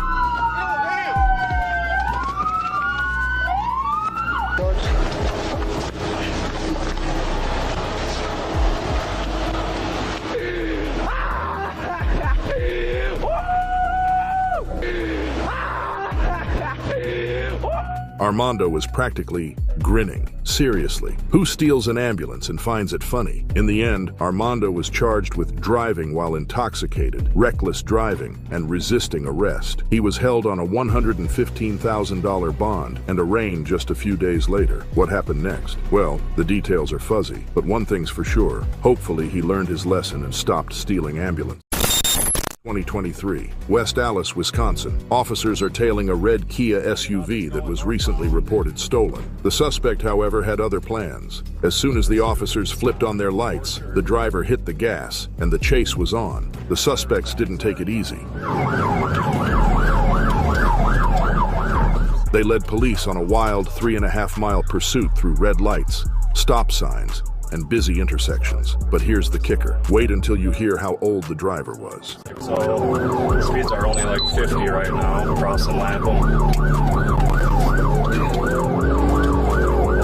Watch due diligence here. Whoa. Watch. Passing Mitchell. Keep going. In these types of high-speed chases, police can't just blow through stop signs and red lights. They have to slow down to ensure the coast is clear, which can give reckless suspects just the window they need to escape. But these officers did everything right, maintaining a safe but steady pace while keeping their eyes locked on the suspect. Walgreens parking lot here, go. Just driving through the Walgreens parking lot here, coming up to, I think, going to be 6-1 northbound from Oklahoma. Go. Car's smoking pretty good here. Speeds are still only like 50, going northbound on 6-1, coming back up to Cleveland. Slow down for the stop. Just past Stack, 6-1 and Stack, northbound. Speeds are still only 50 here. It's smoking a little bit. No traffic here. No pedestrians that I see. Slow down for the top. Go. Just past Montana, coming back up to Cleveland here. Going west on Cleveland from 6 to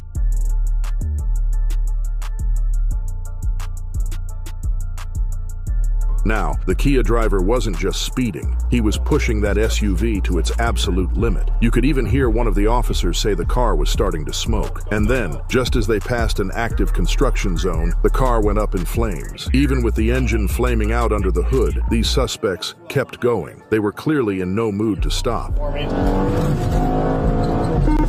Eastbound 9 connect from 6-8. Go. Good.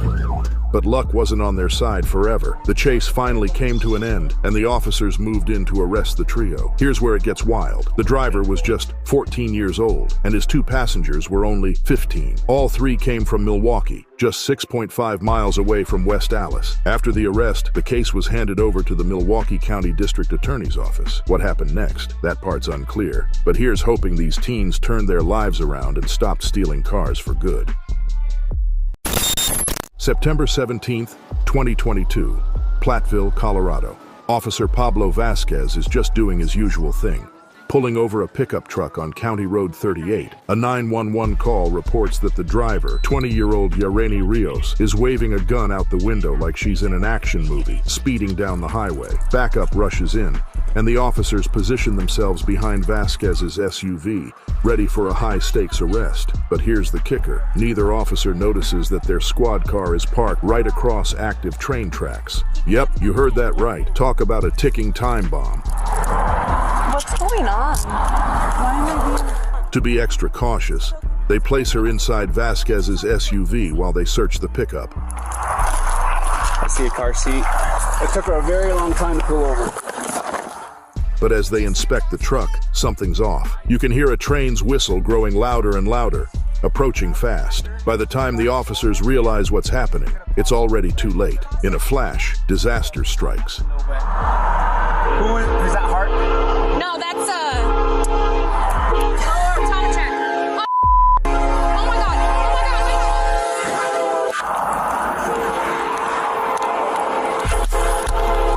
Move your car! Stay back!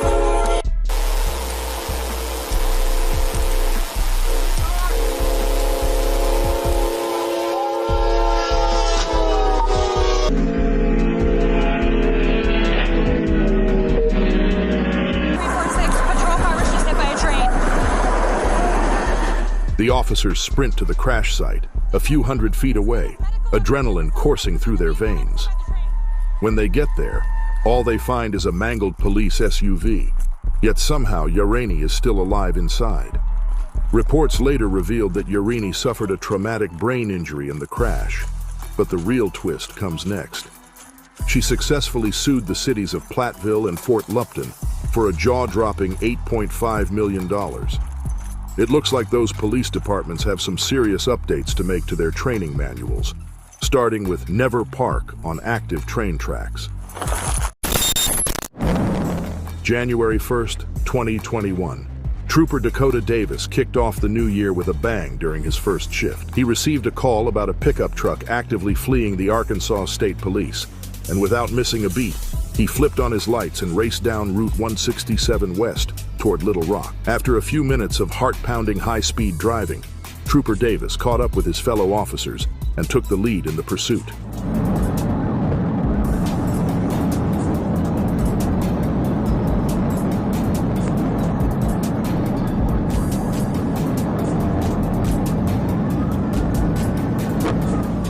The truck was flying down Interstate 44-0, hitting speeds over 115 miles per hour. Trooper Davis quickly sized up the situation, attempting to position himself for a pit maneuver.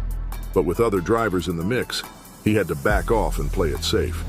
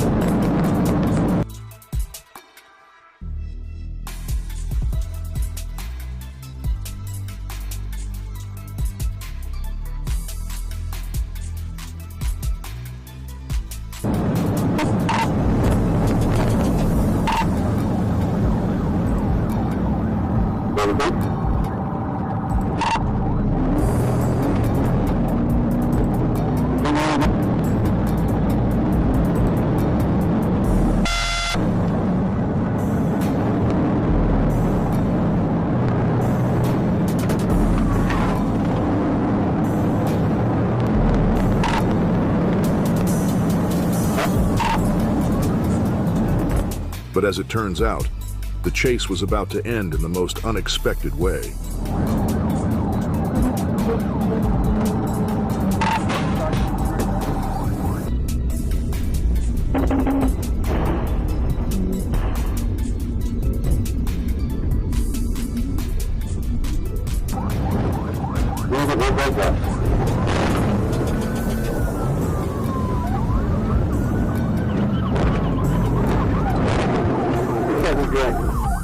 Here's a pro tip for anyone fleeing the police.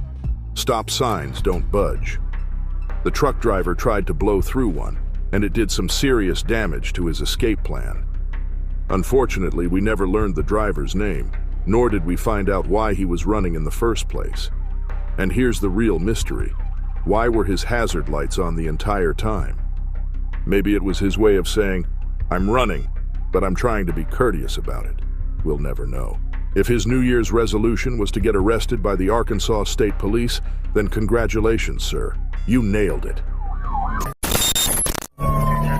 Everyone remembers their first day on the job, but for this rookie Arkansas State Trooper, his first day was a full-throttle roller coaster. While on a routine patrol outside of Little Rock, troopers spotted a blue Dodge Charger and a black Dodge Challenger tearing through traffic at ridiculous speeds.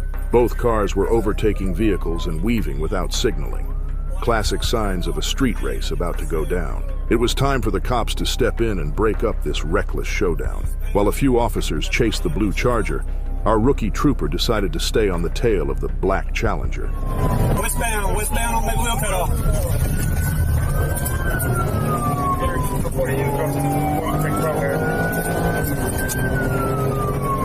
Getting fair cloth.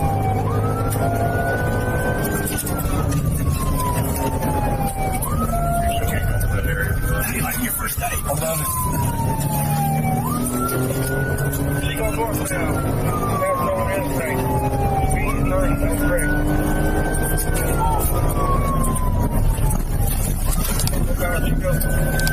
Holy crap.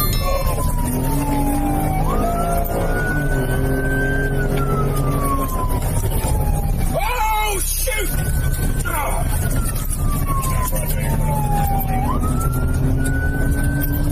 Holy crap, that was close. Yeah. That's all good.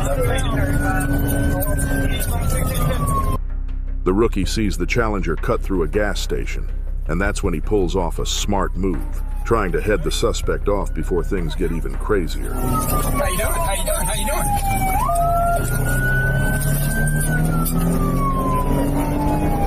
90, I'm now primary. There you go.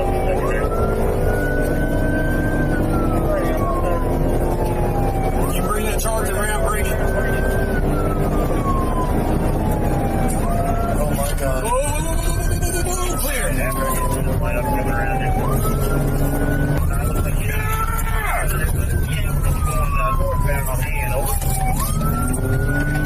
As the chase continues through a residential neighborhood, things get way more dangerous. There could be kids outside or innocent people just taking a walk. But the driver? He clearly doesn't give a damn about anyone else. That's why police are doing everything they can to stop him as quickly as possible. If you've been paying attention, you'll recognize this neighborhood from earlier. Remember the smoking cop car from before? Well, it's gone from smoking to on fire. It's unclear if the police Charger just overheated during the chase or something else went wrong. But one thing's for sure, it's out of commission. Thankfully, the officer was unharmed, but they were the only car forced to drop out. Meanwhile, the rookie trooper is still hot on the Challenger's tail. A witness saw the suspect vehicle come to a halt, and two men jumped out, running in opposite directions.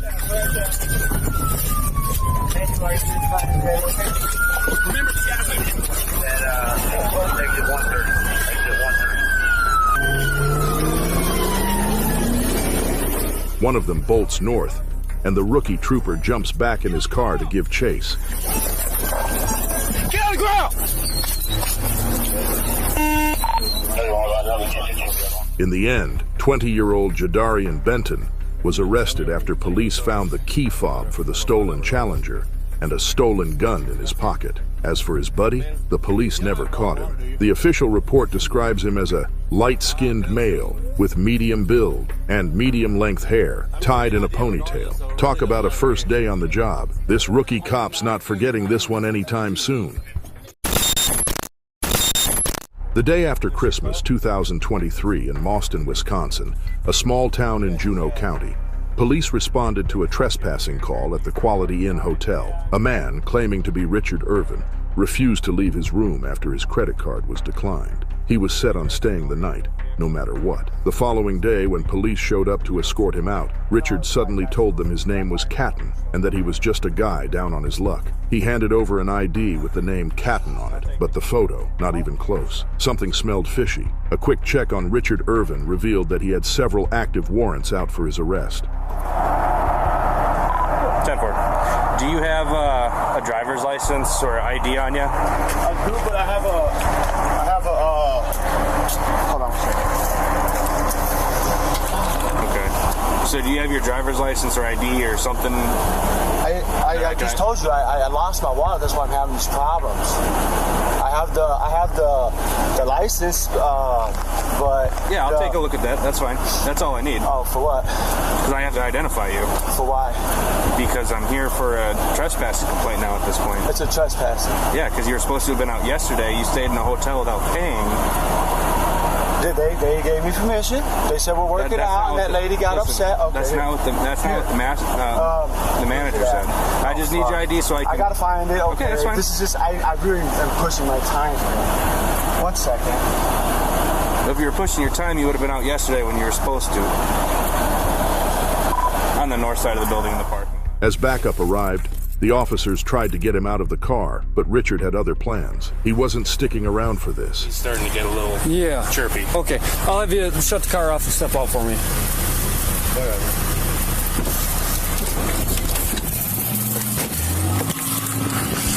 .111 drill, he's taking off. The chase was on as Richard gunned the engine, tearing down the straightaway at high speeds.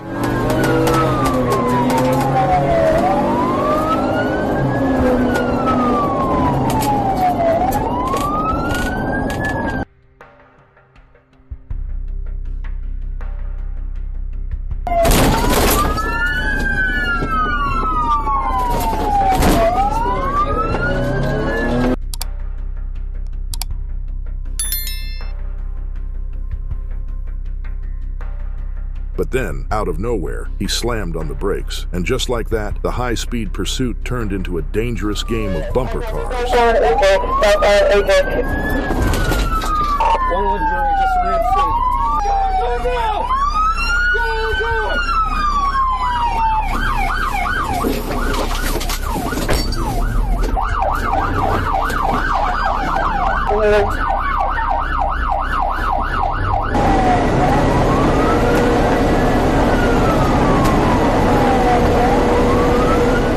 With backup in tow, the officers knew they had to get Richard off the road before someone got hurt, but they weren't quick enough. As Richard approached a busy roundabout, he lost control and T-boned a white van, sending it flipping while his car was totaled in the process.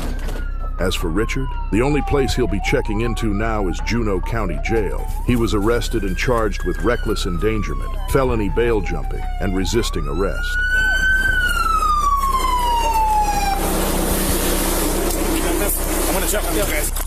And the driver of the white van?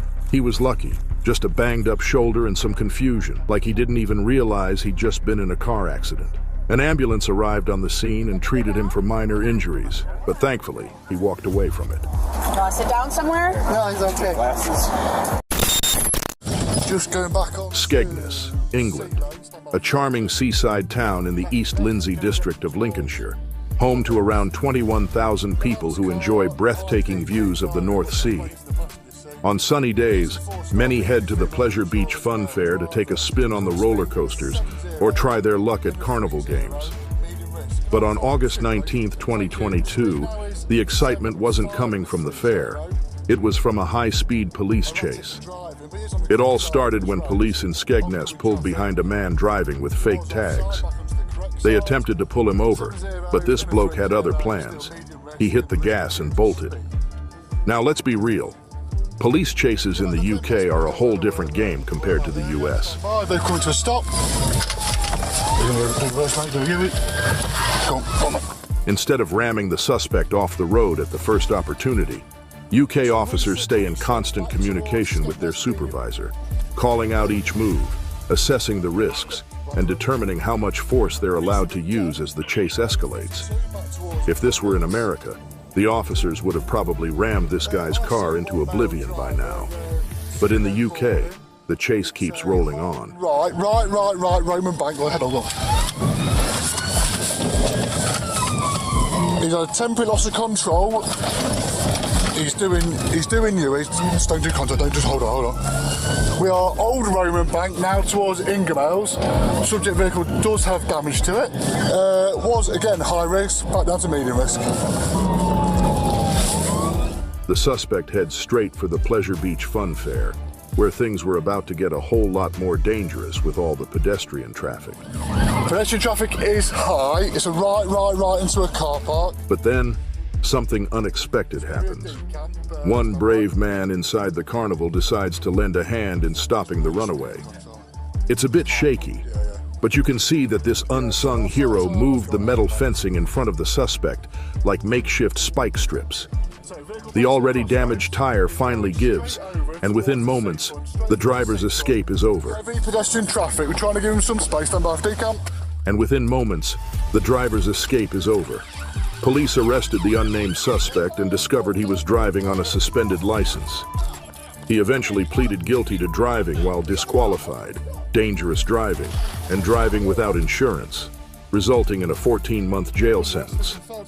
A little help from a fairground hero, and just like that, this high-speed chase came to a screeching halt. This might be a pursuit. All right, cameras, we are stopping this Camaro here when I get cleared due to its in and out of... Just because you're driving a shiny Camaro doesn't mean you're exempt from the rules of the road. Unfortunately, some young drivers think their muscle cars give them a free pass to break the law. Take 21-year-old Marcellus Woods, for example. He thought he could speed, change lanes without signaling, and get away with it.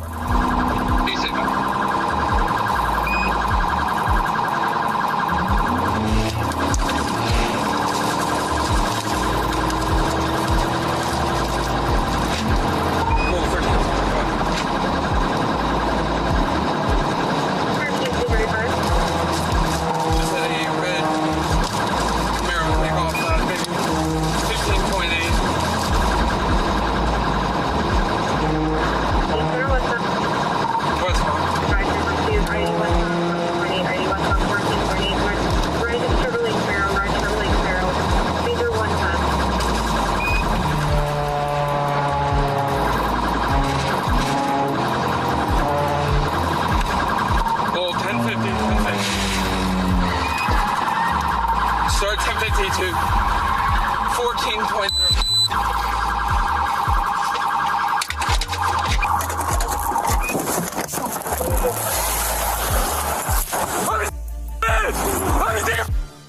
While Trooper Baumeister stayed at the scene of a crash to provide first aid to an injured driver, officers from the Gary Police Department joined the pursuit. And it couldn't have come at a worse time, just as they were sitting down for lunch at Qdoba. As they learned, the Camaro pulled over in a neighborhood, and Marcellus made the bold decision to run on foot. Now comes the high-stakes game of searching for a suspect who might be armed and dangerous.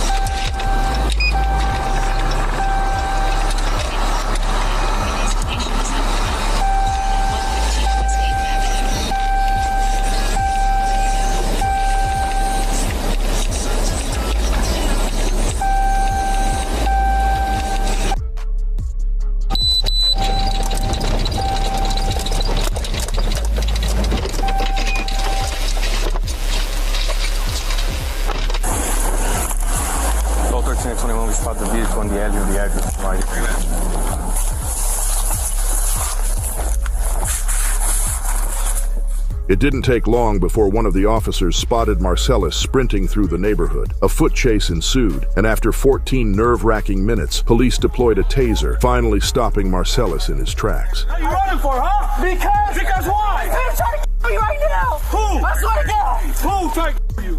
A guy named Debo. Stop resisting. I'm not. I promise I'm not.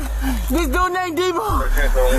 I swear to God. Allegedly jumped in the car, held him at gunpoint, and forced him to run from the cops. Debo then ran off when Marcellus crashed the car. Here's the thing. No Debo was ever in the car. The cops had him on camera the whole time and never saw anyone else leave the vehicle. Marcellus's excuse? About as believable as a movie plot. In the end, Marcellus was arrested and charged with resisting arrest and leaving the scene of an accident. Luckily, EMS arrived and treated the people in the car he struck for non-life-threatening injuries. As for why Marcellus ran, it's probably because he didn't have a license.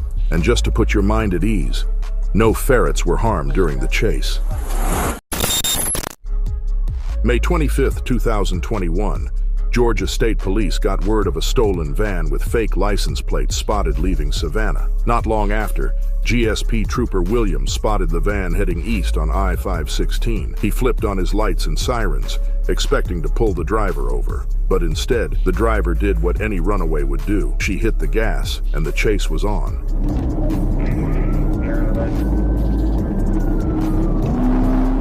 Now here's the thing about stolen vans. They're big, clunky, and not exactly built for outrunning the cops. This driver was about to get a serious lesson in physics and the limits of her getaway van.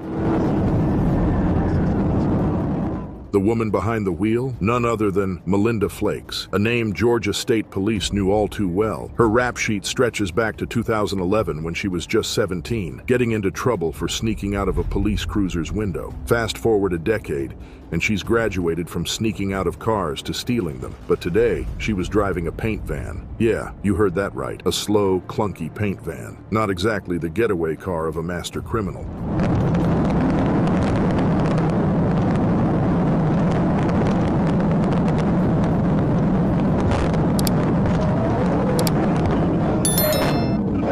Towards Cloverdale.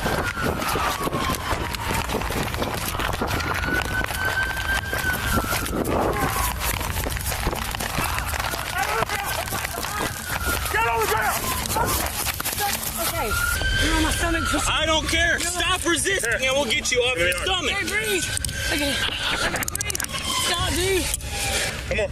Police quickly determined that Melinda's passenger was just in the wrong place at the wrong time. No warrants, nothing to hold him on. So after some questioning, he was let go. But as for Melinda, the police found a burned glass pipe in the van. You can probably guess what that was used for, and arrested her for driving under the influence of banned substances. She was taken to the hospital for minor injuries and processed. Now, whether she faced any jail time for the paint van fiasco, hard to say. But if she did, it clearly didn't do the trick. 4 months later, in September 2021, Trooper Williams was back in action, arresting her again, this time for stealing and crashing a silver Honda Accord. Looks like Melinda couldn't stay out of trouble if she tried.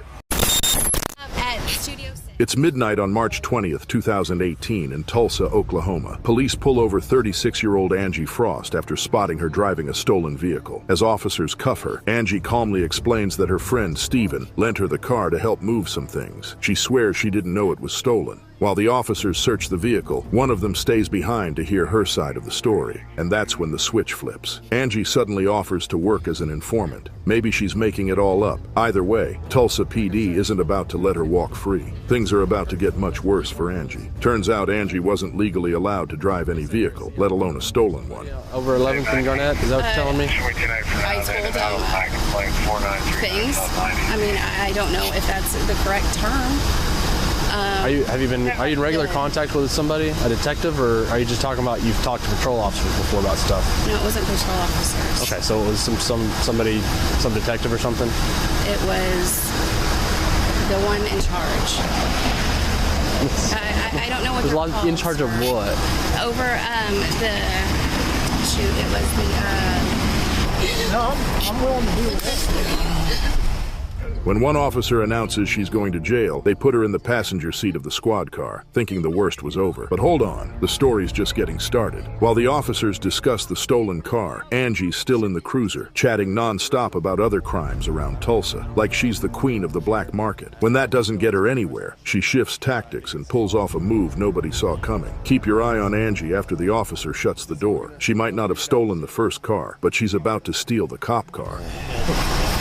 Well, what is she doing?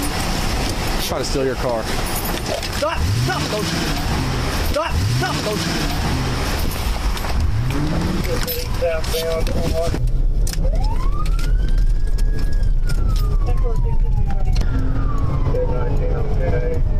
41st. I think you just turned on 41st going east. David 104, 10-4, she did.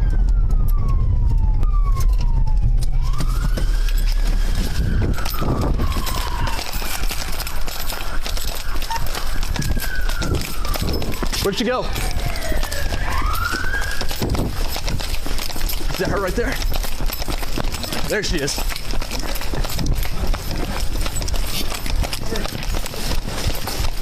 Come here now! Oh, there's some more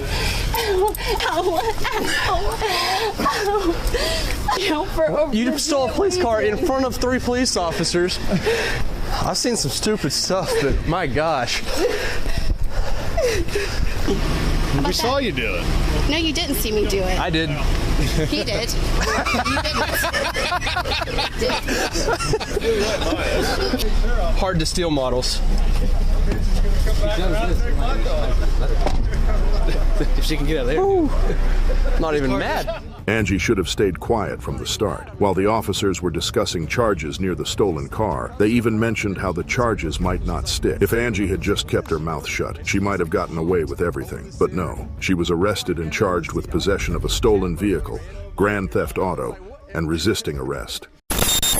February 7th, 2024, Arkansas State Police are hot on the tail of a stolen U-Haul van, a chase that's already been going for over 60 miles. It all started in Oklahoma when 21-year-olds Corey Mercier and Trenton Johnson swiped the van near Colcord, Oklahoma. Things quickly escalated when they allegedly struck another car head-on, and instead of stopping, they led police on a high-speed pursuit across state lines into Arkansas.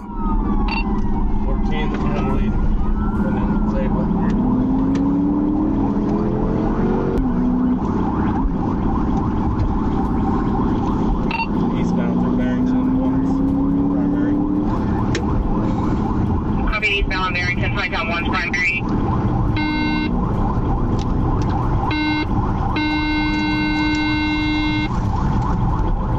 Secondary at Post. We're coming up to Jared right now. The van might be thick, but that doesn't stop officers from trying a pit maneuver to stop the suspects. It's risky, but they're determined to end this before it gets even worse.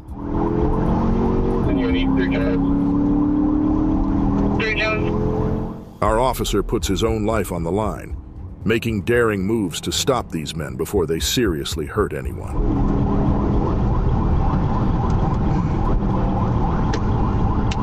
Right, Tommy, do you have updated speeds in 20? I'm with your section at 48, right now, taking the interstate, going northbound. Copy. Direction southbound.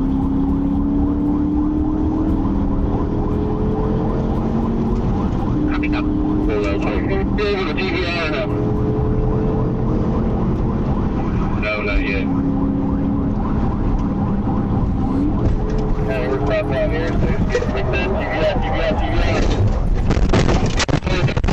It's a close call, but thankfully the officer is okay when backup arrives. Corey and Trenton were quickly arrested off camera without further incident. But here's where it gets even crazier. What police found inside the U-Haul. This wasn't just a stolen van, it was a mobile arsenal. Inside, officers discovered multiple firearms, a machete, and, wait for it, 2 Molotov cocktails. It's unclear what their plan was, but police certainly stopped them before they could do something catastrophic. In the end, both men were hit with a slew of charges, including aggravated assault, criminal conspiracy, and possession of destructive devices. Both Corey and Trenton are now awaiting their days in court, with a lot of explaining to do.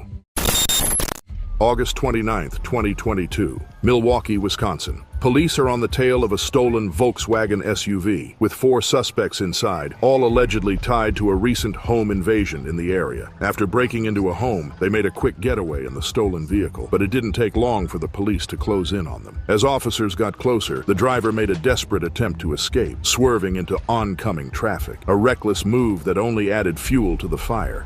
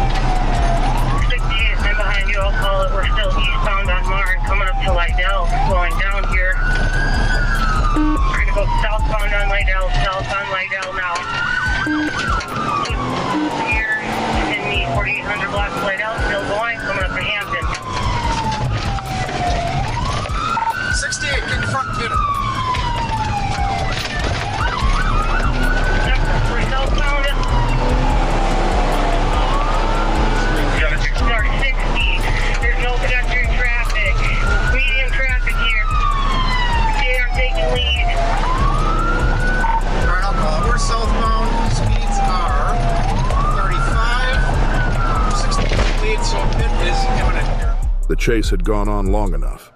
A police SUV pulled ahead and lined up for a pit maneuver.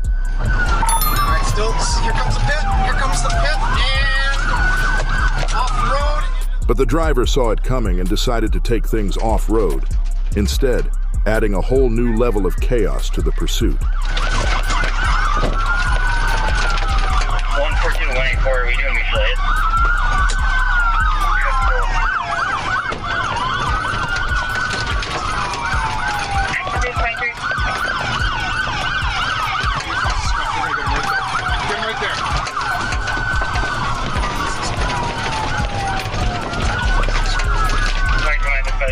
Inside the vehicle, a 35-year-old woman. Behind the wheel with an 18-year-old girl in the passenger seat. In the back were 2 young boys, just 16 and 14 years old, but we never get to know if they were actually her children. Regardless, one thing is clear. This woman was putting her kids, or whoever they were, in serious danger. If they were her children, then this lady might just be the most reckless mother in Wisconsin. The chase ends soon after, but not before the police get a few crucial answers. It was a reckless escape, but thankfully, no one was seriously hurt.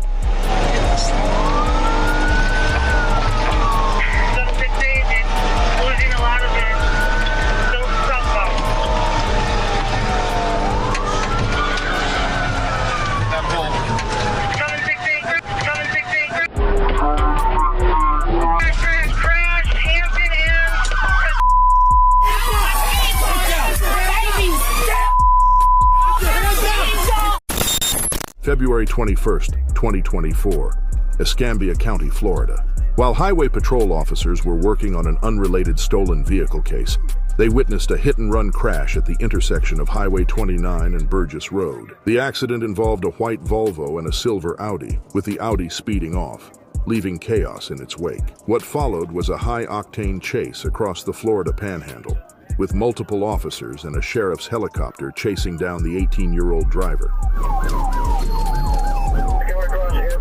The teen was weaving through traffic, hitting insane speeds, and putting every driver around him at serious risk. That was obviously him right there.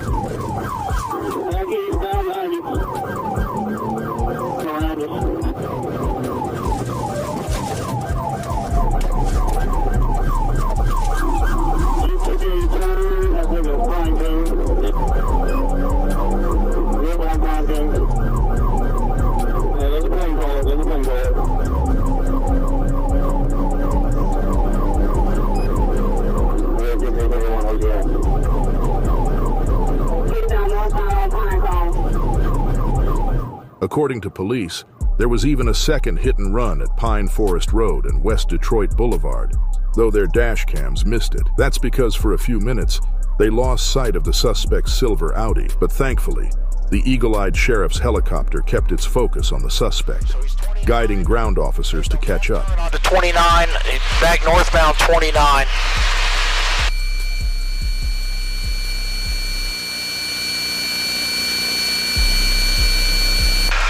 Okay, yeah, deputy, that was him that just passed you right there. If you're on TAC 5, he is driving on the wrong side of the road. Just out now, driving on the wrong side of the road now. Woodland, he's 29 in Woodland Avenue. Still northbound in the southbound. Okay, he's getting turned around now. So, the trooper, there you go, that's him turning around. That's him that just turned around right there. So he's southbound 29, southbound 29. The chase tore into the Florida backcountry, narrow, winding roads with few escape routes. And that's when the suspect learned the hard way. On Molino Road, police nearly executed a pit maneuver, sending the teen to the edge of the Alabama border.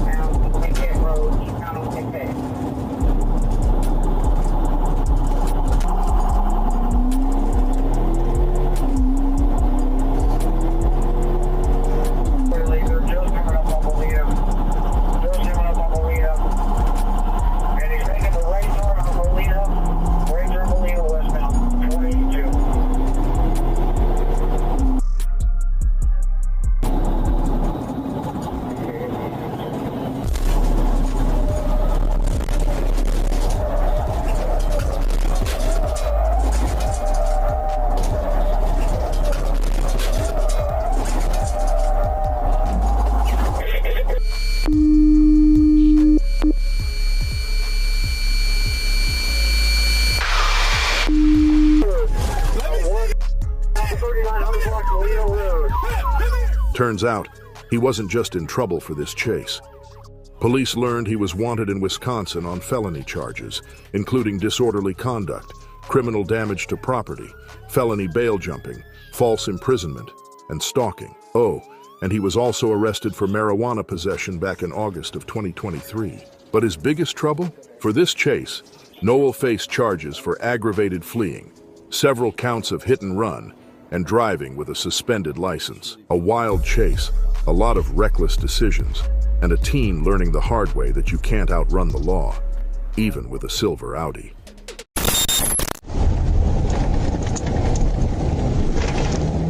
August 18th, 2024. Andre T. Hunter turns Washington Street into his personal racetrack, blasting through town in a red Dodge Ram like he's auditioning for Fast and Furious 20. He's swerving through lanes, treating traffic laws like a minor inconvenience.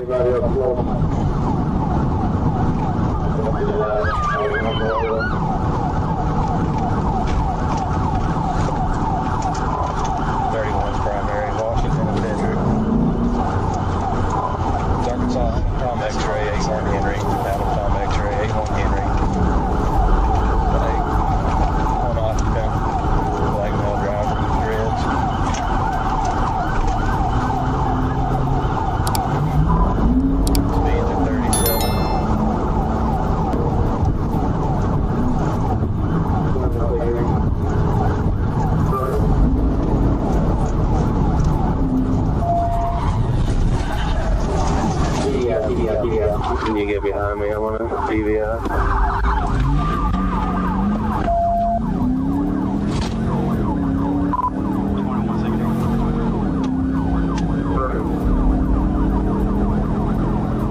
The cops pull a pro-level stunt, take out his truck, and send it rolling off the road.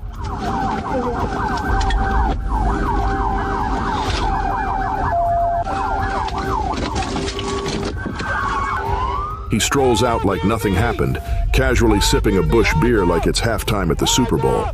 Absolute legend. Hands up!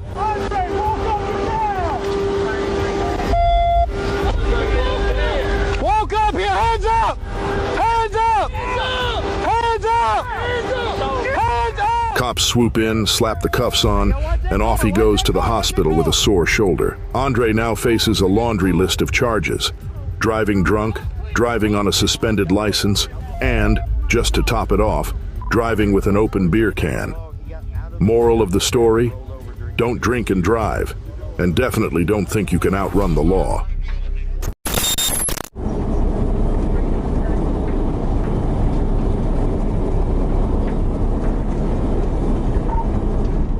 July 18th, 2024. Trooper A. Cass spots a black four-door car flying down I-630 at 77 miles per hour.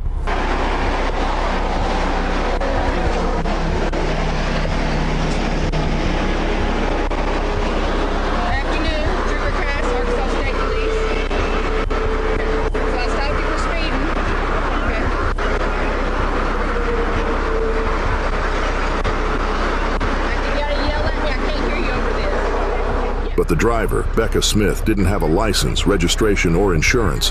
A hat trick of bad decisions.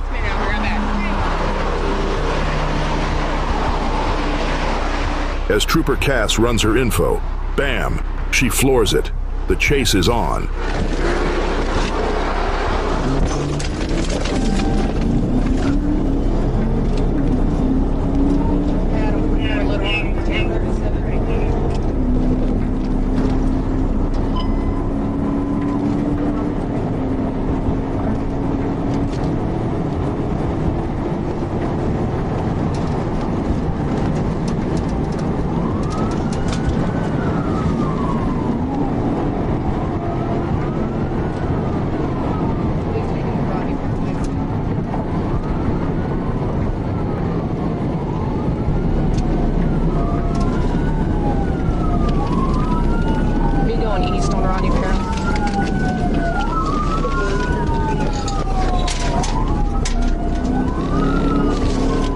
Running red lights, blasting through stop signs, and pushing past 100 miles per hour.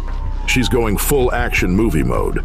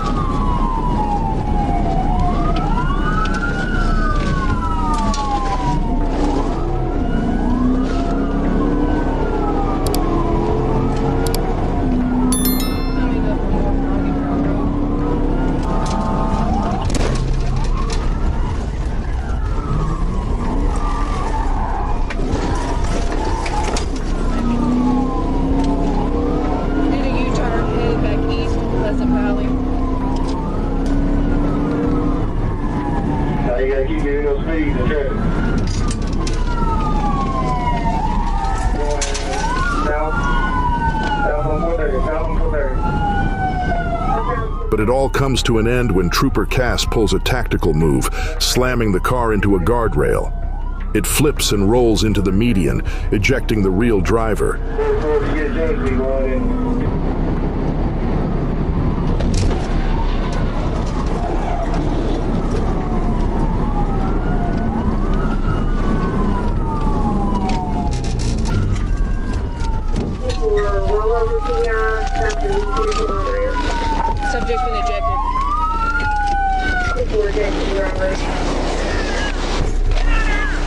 Bullock got a ride to the hospital, and once she's patched up, there's a warrant waiting for her arrest. Lesson learned. When you run from the cops, things go from bad to worse real fast. No. Well, the date of birth she gave me has her as an adult. She works at Children's. I think she's at least 18, but... Yeah, let's September 4th, 2024. Littleton, Colorado, just after 2:30 a.m., and things are already getting wild. It's single view 305. 5 David 3-2, they just lost the trailer. Douglas County deputies roll up to a salvage yard after reports of a burglary in progress. Enter 29-year-old Brenton Zeiler, who isn't going down quietly. Zeiler's driving a stolen Toyota Tundra and thinks he's in Grand Theft Auto. Speeds of about 73, still riding on the wheel. Speeds of 83, riding on the wheel 309. Do you want to get your car up here?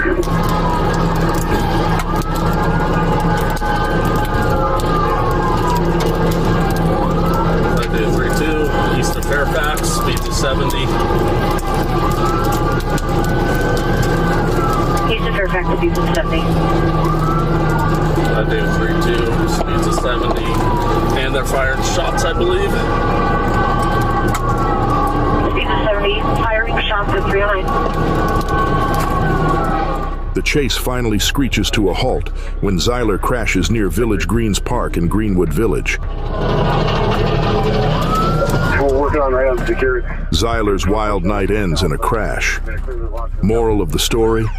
You can't shoot your way out of trouble, especially when your getaway car is stolen.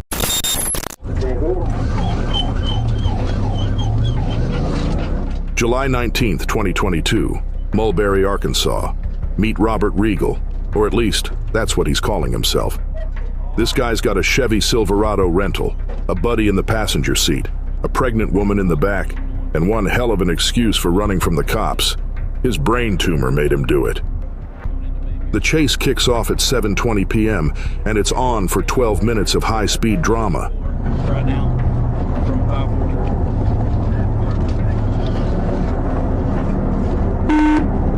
Charles, 3283, RNC 3283. Okay, U-turn. We're making a U-turn. We're going back eastbound on 64. Good speed. We're going to pick a lot of risks. Miles, go ahead and pit it. Kind of takes a 28 newer model Chevy Silverado pickup. Don't pit them towards median. 21. One cop gets close enough to pull a pit maneuver, but Robert's not done showing off. He dodges it at the last second.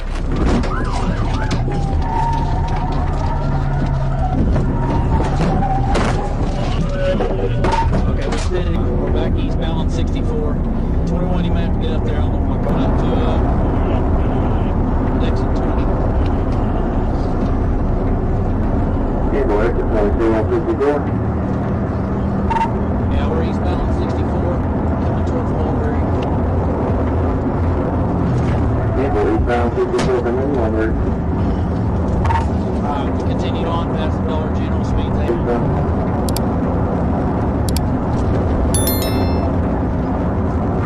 Get it out of my way. The truck has driver's side damage now from my pit. Yeah, go driver's side damage. He's passing somebody on the right shoulder. Yeah, go back to the right shoulder.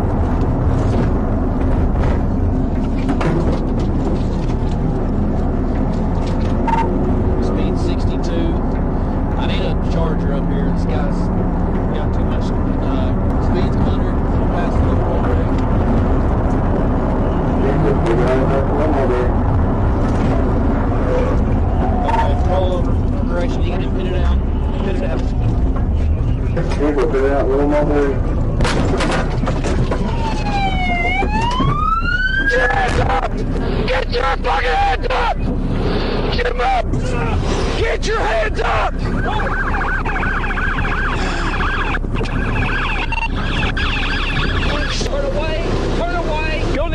side. Go the other side. Hands up. As high as you can get them up to the roof.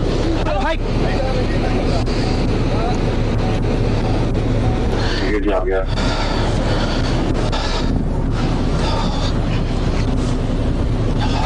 I don't want to hear no excuse.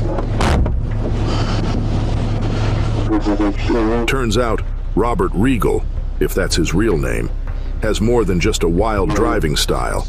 He's got a lot of names to throw at the cops. After the crash, he tries them all. Meanwhile, the pregnant woman in the back? She says she doesn't even know these guys, just met them through her boyfriend. What a crew. Where were they headed? Who knows? And as for Robert's brain tumor, well, maybe it's got a taste for high-speed chases too.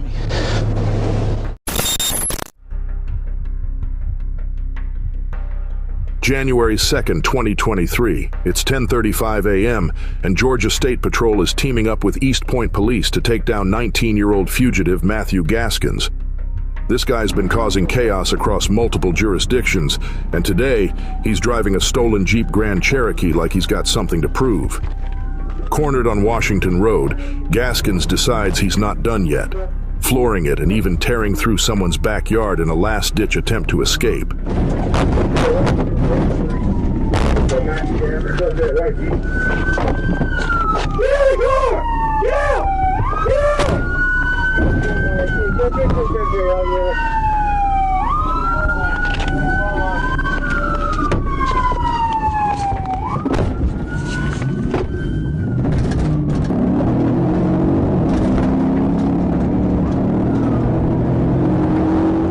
Troopers hit him with pit maneuvers left and right, but he keeps dodging them like it's a game of bumper cars.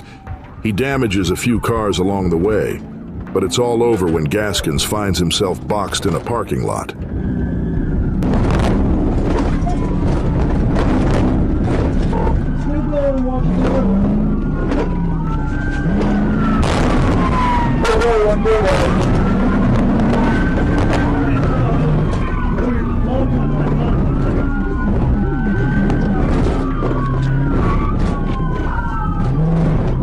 One last pit sends him crashing into a power pole, and his ride is officially toast. And this wild chase finally comes to an end.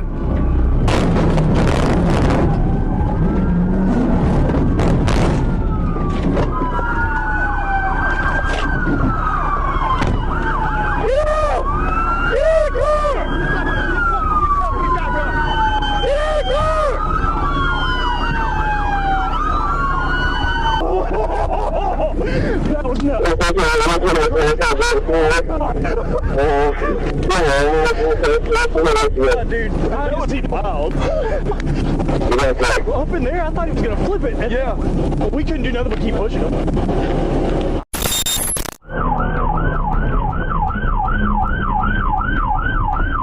May 30th, 2018. Hudson, Wisconsin, and Cassidy Mickey, 33, is driving like he's got something to prove. After stealing a truck in St. Croix County, he's leading the cops on a multi-town chase, showing off his off-roading skills in a quiet neighborhood.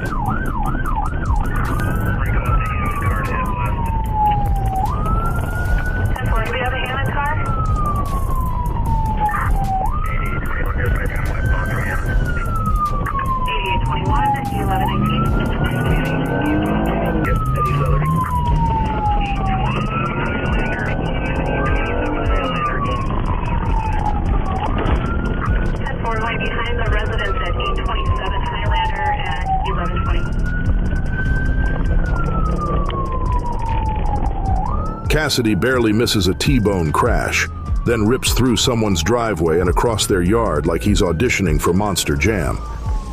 But the fun ends when Lieutenant Standard takes a point-blank shot. Game over for Cassidy.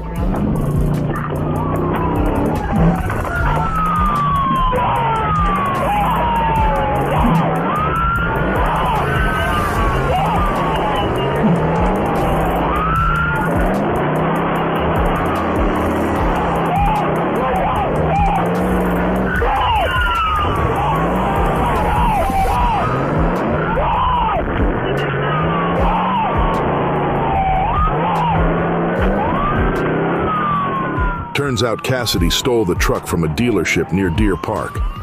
He's now facing a laundry list of charges, including burglary and reckless endangerment.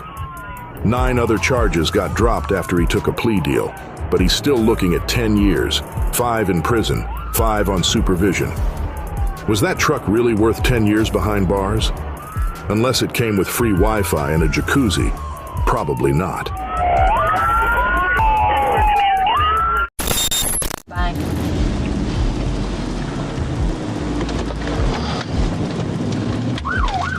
On U.S. Highway 65 near Harrison, a deputy clocked a car flying at 80 miles per hour in a 45 zone. Lights, sirens, the works. But when the car looked like it was slowing down, the deputy turned off the sirens. Big mistake. The driver had other plans and kept on evading. So, sirens back on, and the chase was on.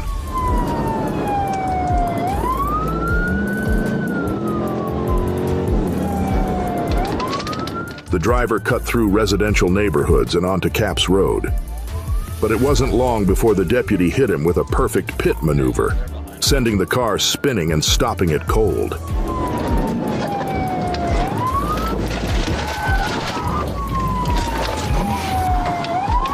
He went through a pit.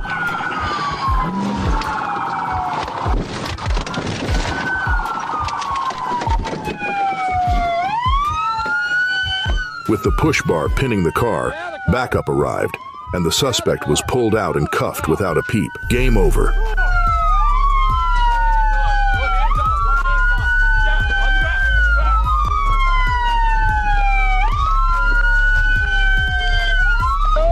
It's up to you guys. We can get this lane open. Okay.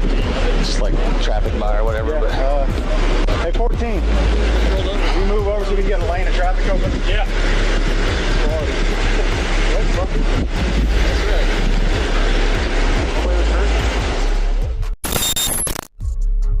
September 20th, 2023. Toledo police spot Ryan Hasselbach tearing through the streets in his pickup truck like he's in the Indy 500. Lights, sirens, the works. But Ryan? Nope, not stopping. He punches the gas, and the chase is on.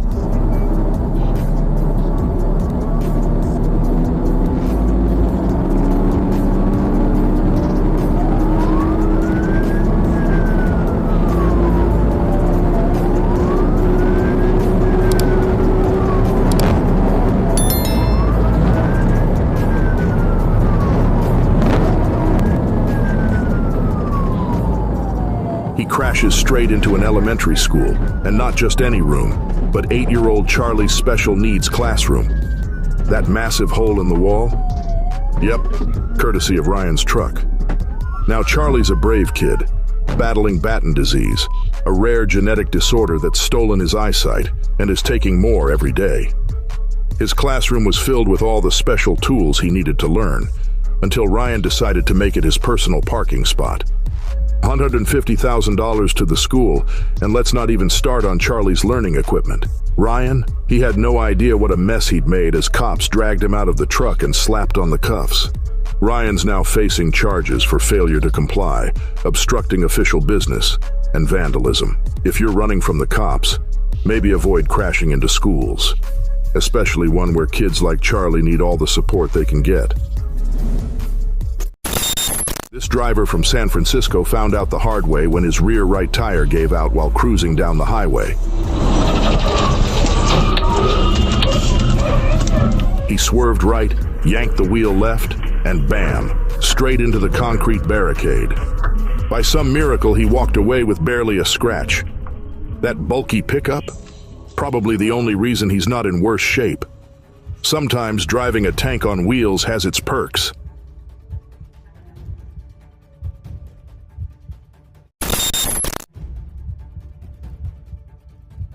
Meet Roy Flowers, a name the cops in Jonesboro, Arkansas know all too well. Back in 2019, at the ripe age of 58, Roy was busted on multiple drug charges. During the raid, police found 2 pistols, some smoking pipes, a few baggies, and a bunch of digital scales. Quite the collection. State Trooper Nash Thomas spots Roy's truck and catches him in the act of selling drugs. Time to see if Roy's ready to play nice or make things interesting. Dispatch 1030 seconds.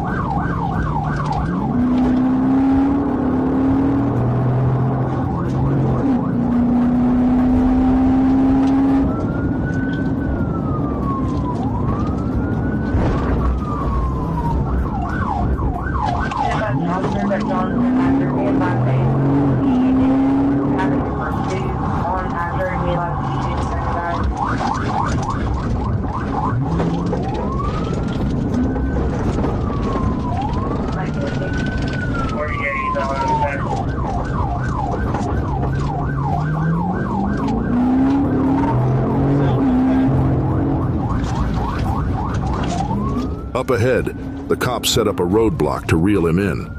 But Roy's no rookie. He spots it last second and swerves into a parking lot.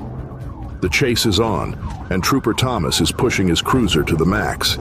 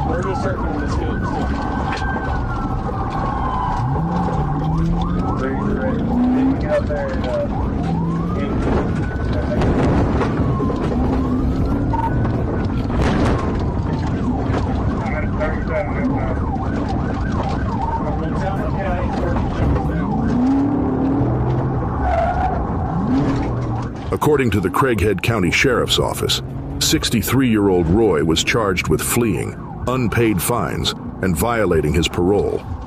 Looks like old habits die hard. If we had to guess, he was still on parole from his 2019 escapades when Trooper Thomas pulled him over.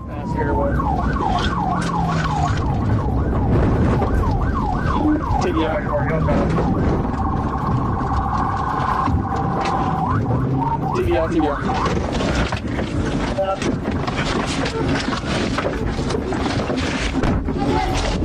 Get on the ground.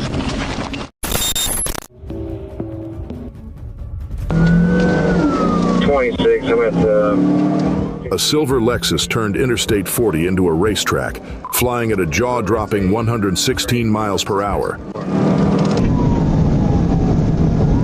You want to set up here at 78? With multiple reports of reckless driving, Arkansas State Police knew it was game time. Trooper Trey Fales kicked into high gear, hitting 134 miles per hour to catch up. We're approaching at 57, the exit speed 130, high traffic. The Lexus driver, Kendall Jewett, tried pulling some crazy moves but lost control, smashing into cable barriers and flipping over 15 times before landing upside down. Talk about a crash landing. First responders found Kendall 30 yards from the wreck, injured and unresponsive. He was airlifted to Washington Regional Medical Center and stabilized. Inside the mangled Lexus, marijuana and drug paraphernalia. Now with charges like felony fleeing and reckless driving, Kendall's high-speed joyride ended in pure chaos. A reminder, reckless driving will always catch up with you. Hey, I don't see him.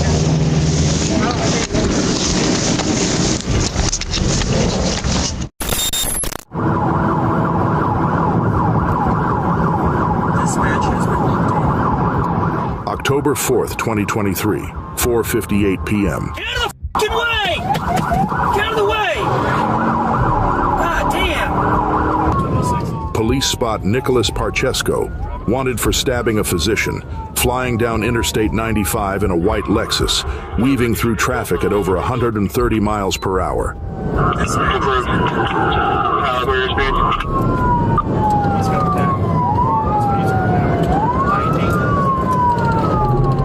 Dispatch has been located. Dispatch has been located.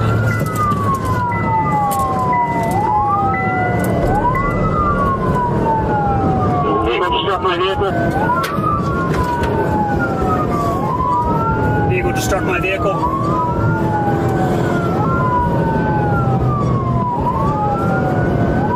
Dispatch has been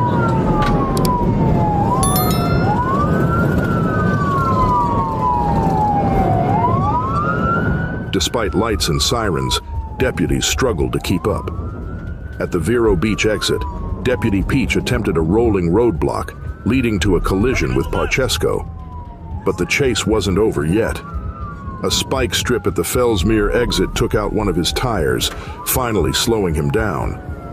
Parchesco tried one last move, crossing the median at mile marker 158. But a perfectly timed pit maneuver ended the chase. He was quickly arrested, and the case was handed off to Jupiter Police.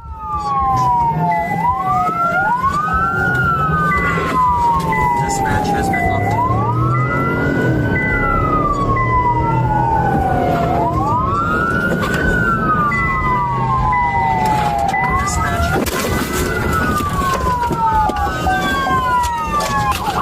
Dispatch has been located. They cut it to the moon, he's gonna get stuck, he's in the water.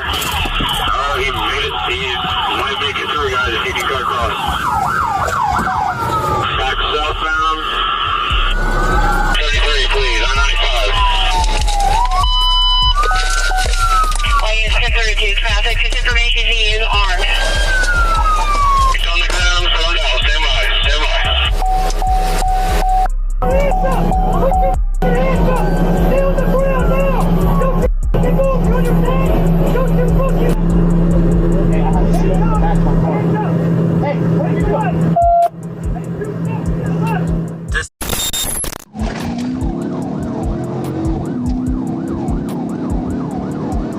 On August 8, 2024, Trooper DeAndre Fuller joined the chase for a white Ford pickup speeding down Highway 67 at 100 miles per hour. The driver, Ryan Jin, wasn't stopping.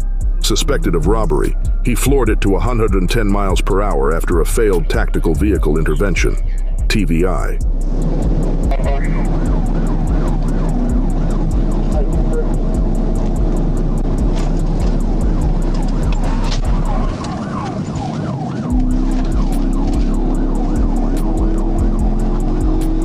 Just brake check, still 66.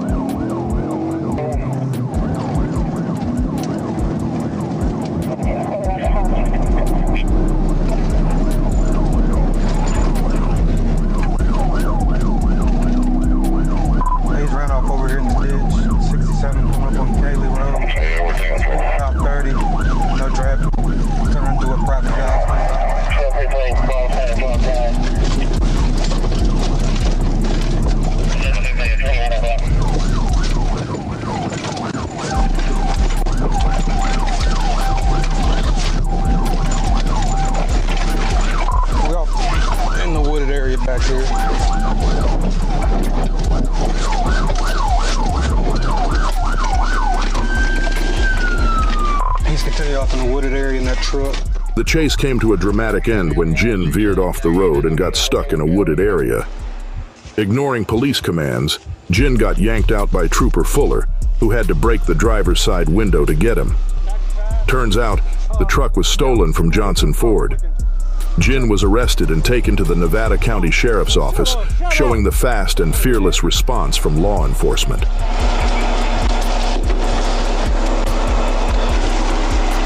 Walk up here, man. Come on now. Man, you need to stop being harassed. Shut your mouth, man. Hear that? What's up? What up, man? I ain't had this much action in my house since I bought it. Car. Man, I just tried to sit down and eat dinner. Hey, man. Hi, baby. Hey, baby.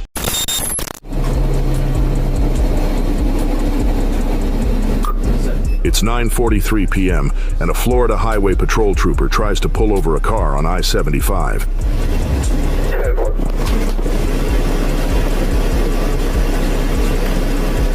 The driver looks intoxicated, with a bag of white powder on the console. Before the trooper can act, she hits the gas and takes off.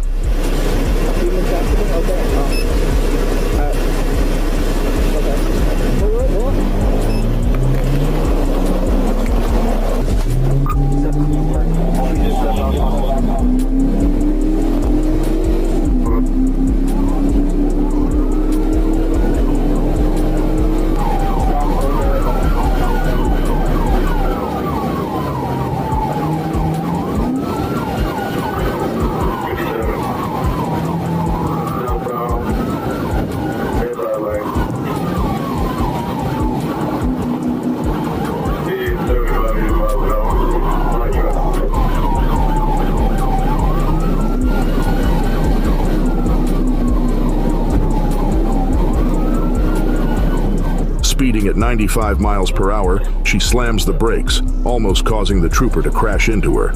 She's all over the road, brake checking again and nearly losing control.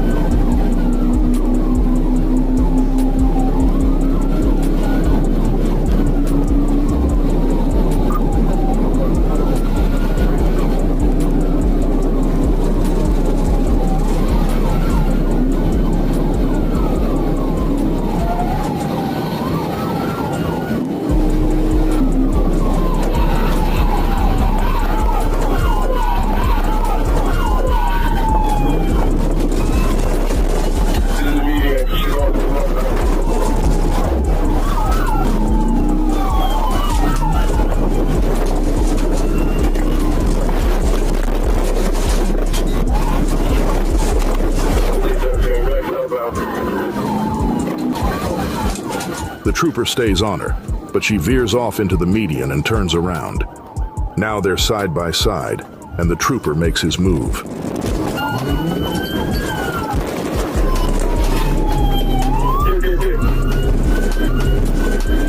She's ejected from the car and takes off running across the interstate. The chase ends with the trooper tackling her to the pavement. Backup arrives, and 51-year-old Yana St. John is cuffed and packed into the patrol car. She's hit with 9 charges, including felony fleeing, DUI, third offense, and reckless driving.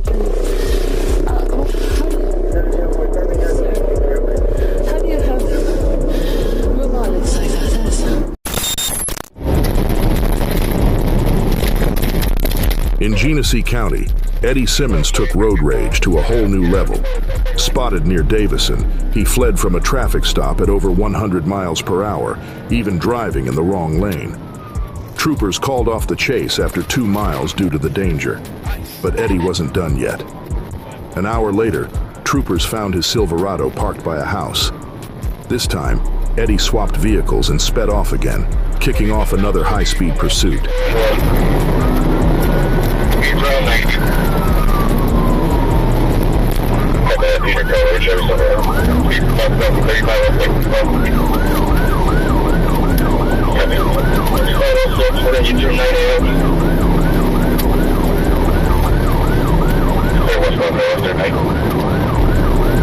Watch out for these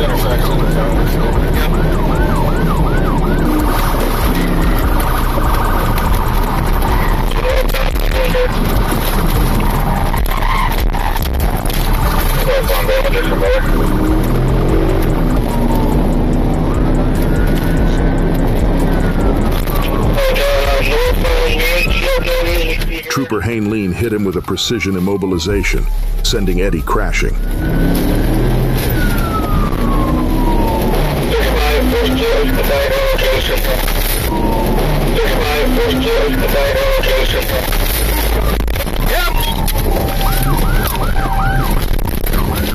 After a brief foot chase, Eddie was finally arrested and tossed into Genesee County Jail on multiple felonies.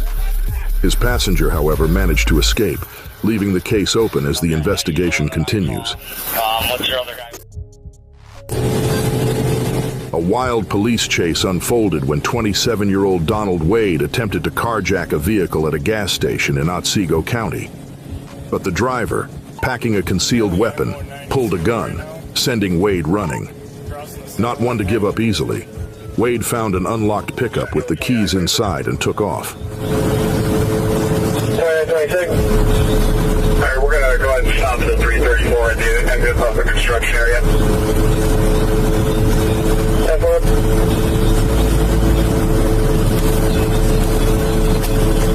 Central 7314, I only got one radio if you can advise guard what's going on. 10-4. We're urban a lot. 7314, which mile mark do you at? We just slow them down a little bit.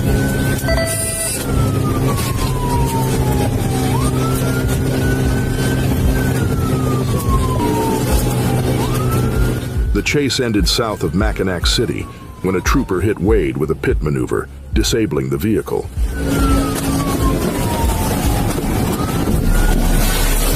Successful pit.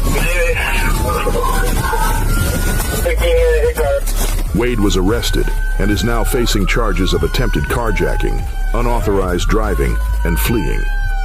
Thanks to quick police action, the community was kept safe and the chaos was brought to a stop.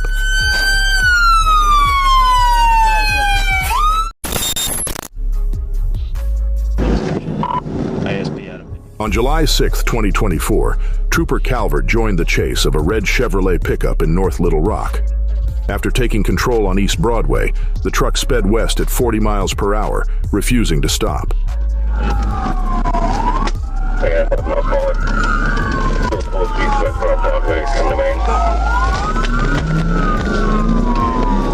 Switch it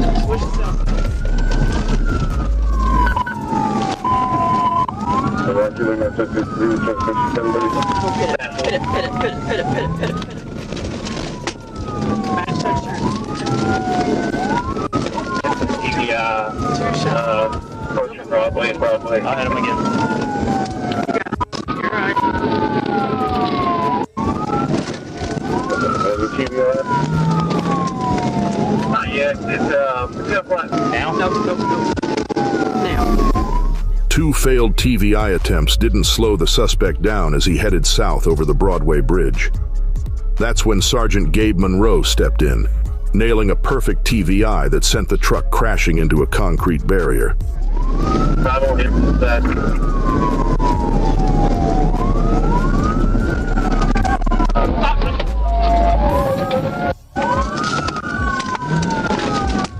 Put it in the wall.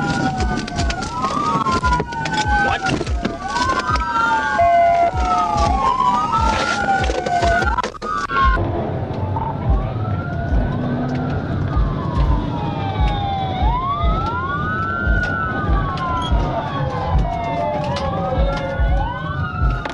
Officers quickly pulled Wendell Jackson from the wreck and took him into custody, showing off the solid teamwork of law enforcement in this tough pursuit.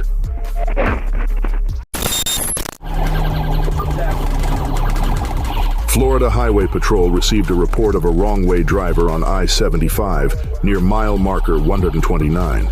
The driver, Reshbuck Master, was behind the wheel of a stolen black Kia, heading south in the northbound lane.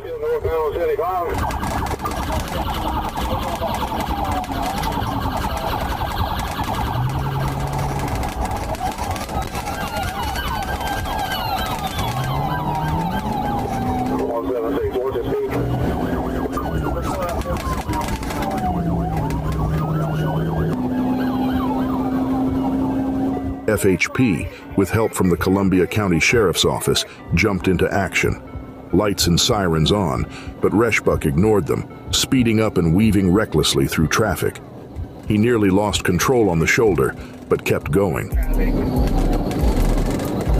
on the shoulder now. If you slow down, so it's not the pit. If you slow down, Bill. Right lane, left lane. That's inside,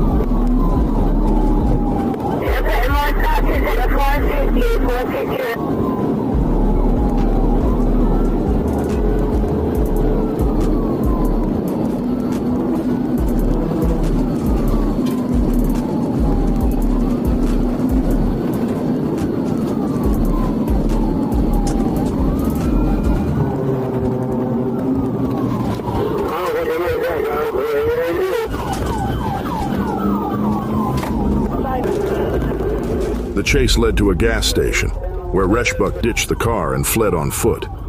He tried carjacking a Jeep Cherokee but failed. Police closed in, arresting him and discovering a gun behind his belt. Hamilton County deputies set a perimeter and found a loaded firearm. Reshbuck Master was arrested and hit with multiple charges.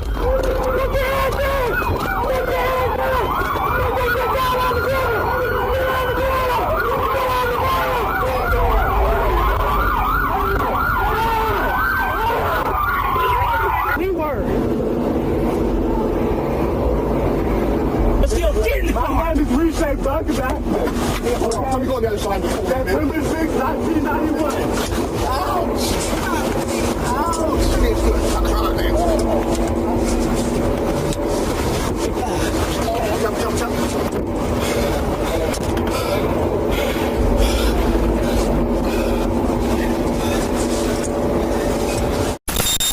Running from the police happens every day, but when these four crooks in Little Rock, Arkansas decided to run, they turned it into a real-life grand theft auto mission. It all started like any other day in North Little Rock. An officer on patrol spots a black Dodge Charger, the one they've been searching for. Apparently, the driver had already eluded them several times, but they weren't about to let him slip away again. And just like that, the chase is on.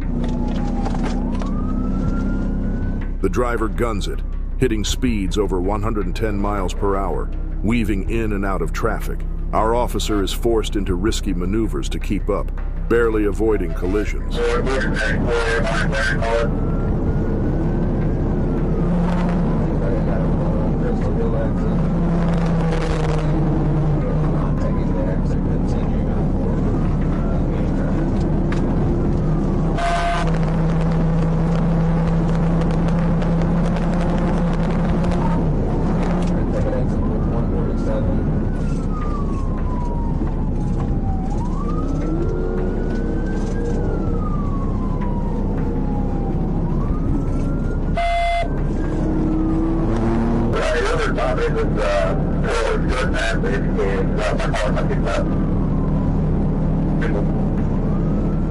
The pursuit continues across the Arkansas River and over the Big Dam Bridge.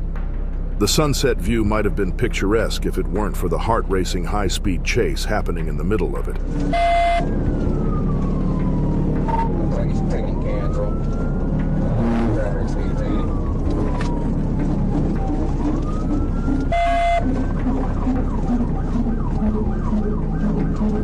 Yeah, taking cancel. Yeah, right.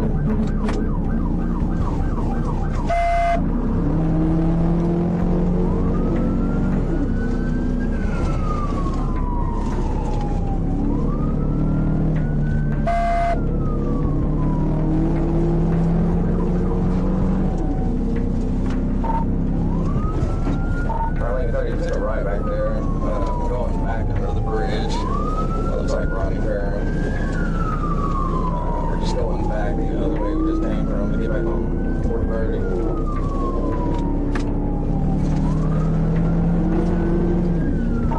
Okay, he's gonna take cancel. Okay, so we're going cancel south. The suspect takes the exit and dives into more residential areas, swerving between cars and even driving on the wrong side of the road. This guy doesn't care about anyone else. He's all about getting away.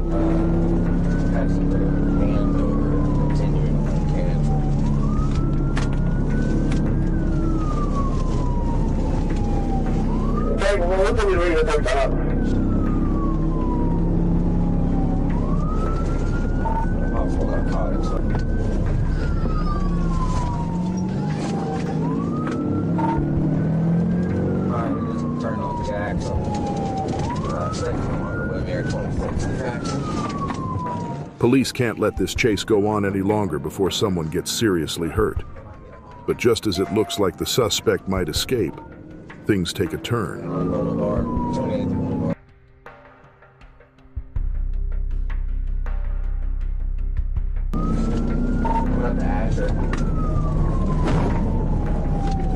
TBI, hit a building.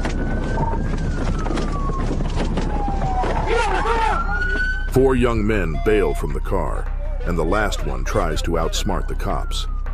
He waits for the police to chase his friends before sneaking out the back, but luck's not on his side. Another officer quickly arrives and the chase is on. Watching this guy in the blue pants trip and stumble around, it's almost comical. Maybe if he'd been wearing a belt, he wouldn't have tripped so easily. As for the other suspects, the police eventually rounded them up and slapped them with charges of felony fleeing, drug possession, and firearms possession. The driver? He got hit with a whole list of traffic violations. Lesson learned, folks. Just because you can outrun the cops in GTA doesn't mean you should try it in real life.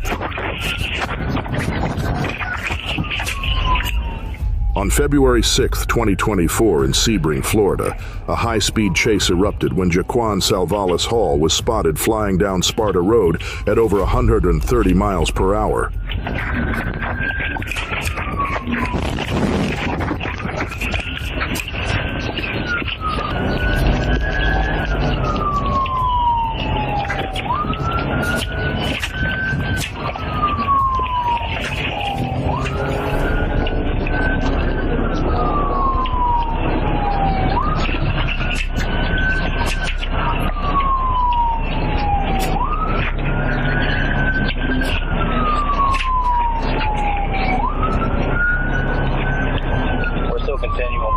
Speed's 40 miles an hour. He's barely able to control it. The vehicle's almost DAV.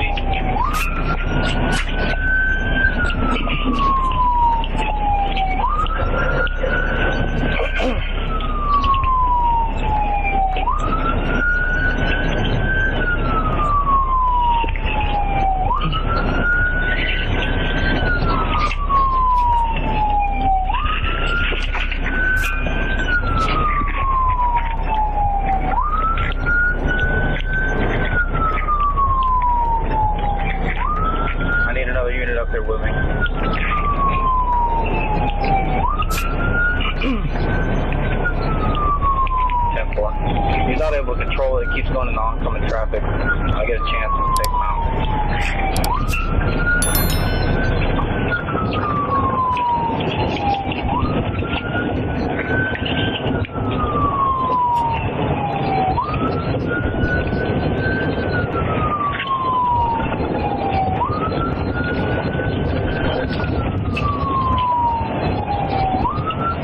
Weaving recklessly through traffic, Hall nearly caused several collisions. The deputy wasn't having it and responded by ramming Hall's Dodge, forcing it to spin out. Hall eventually gave up, dropped to the ground, and ignored commands from law enforcement.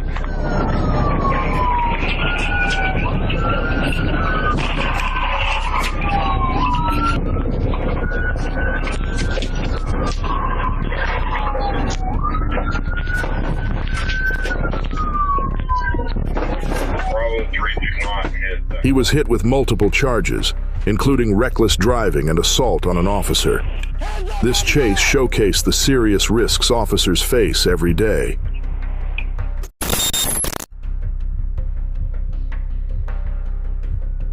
On March 3, 2022, in Bibb County, a blue dirt bike with an unhelmeted rider, Zachary Travion Pryor Hicks, caught an officer's eye on Shirling Drive. When the officer tried to pull him over, Pryor Hicks sped off, blowing through a red light.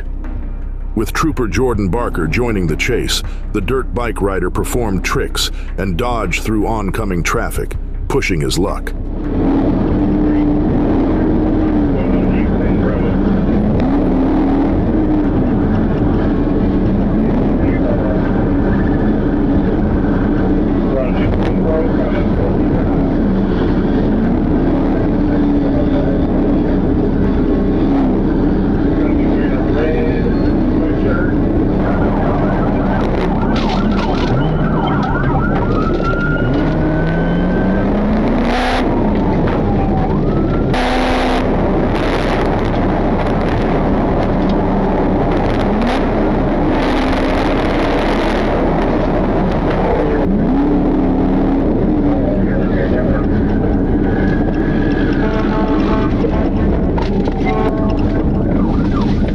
After some reckless maneuvers, he finally lost control and crashed on Donald Avenue.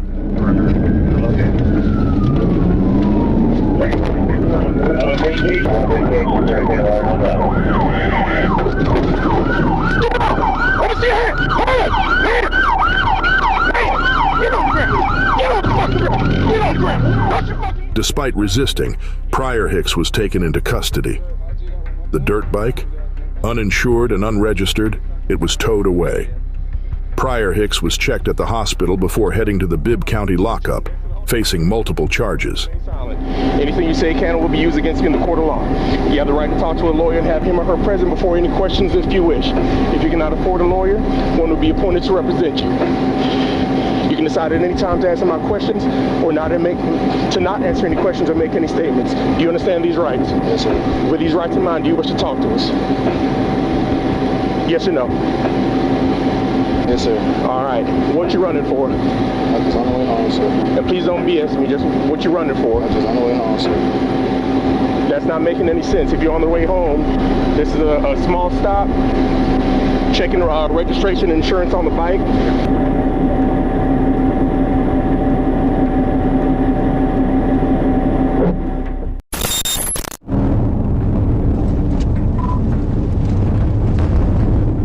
On June 10, 2024, at around 4:30 p.m., a gray Kia was spotted driving recklessly on Highway 253. When the officer tried to stop it, the driver hit the gas, fleeing south.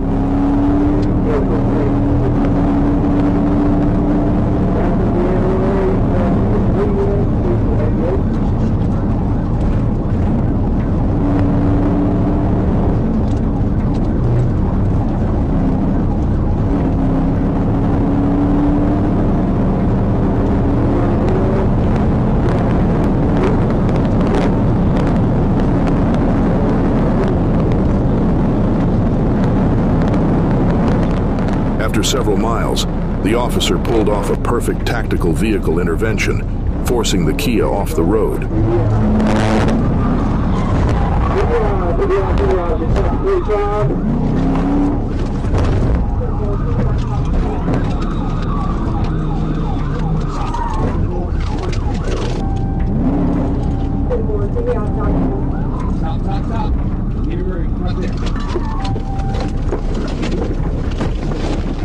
The driver, Hargett, and passenger Wilson were arrested. A search turned up meth and syringes, with Wilson hiding more meth in her bra. During the chase, the Kia sideswiped an SUV, sending its driver to Mercy Hospital. Hargett and Wilson were taken to Skadkey without further incident. I'm not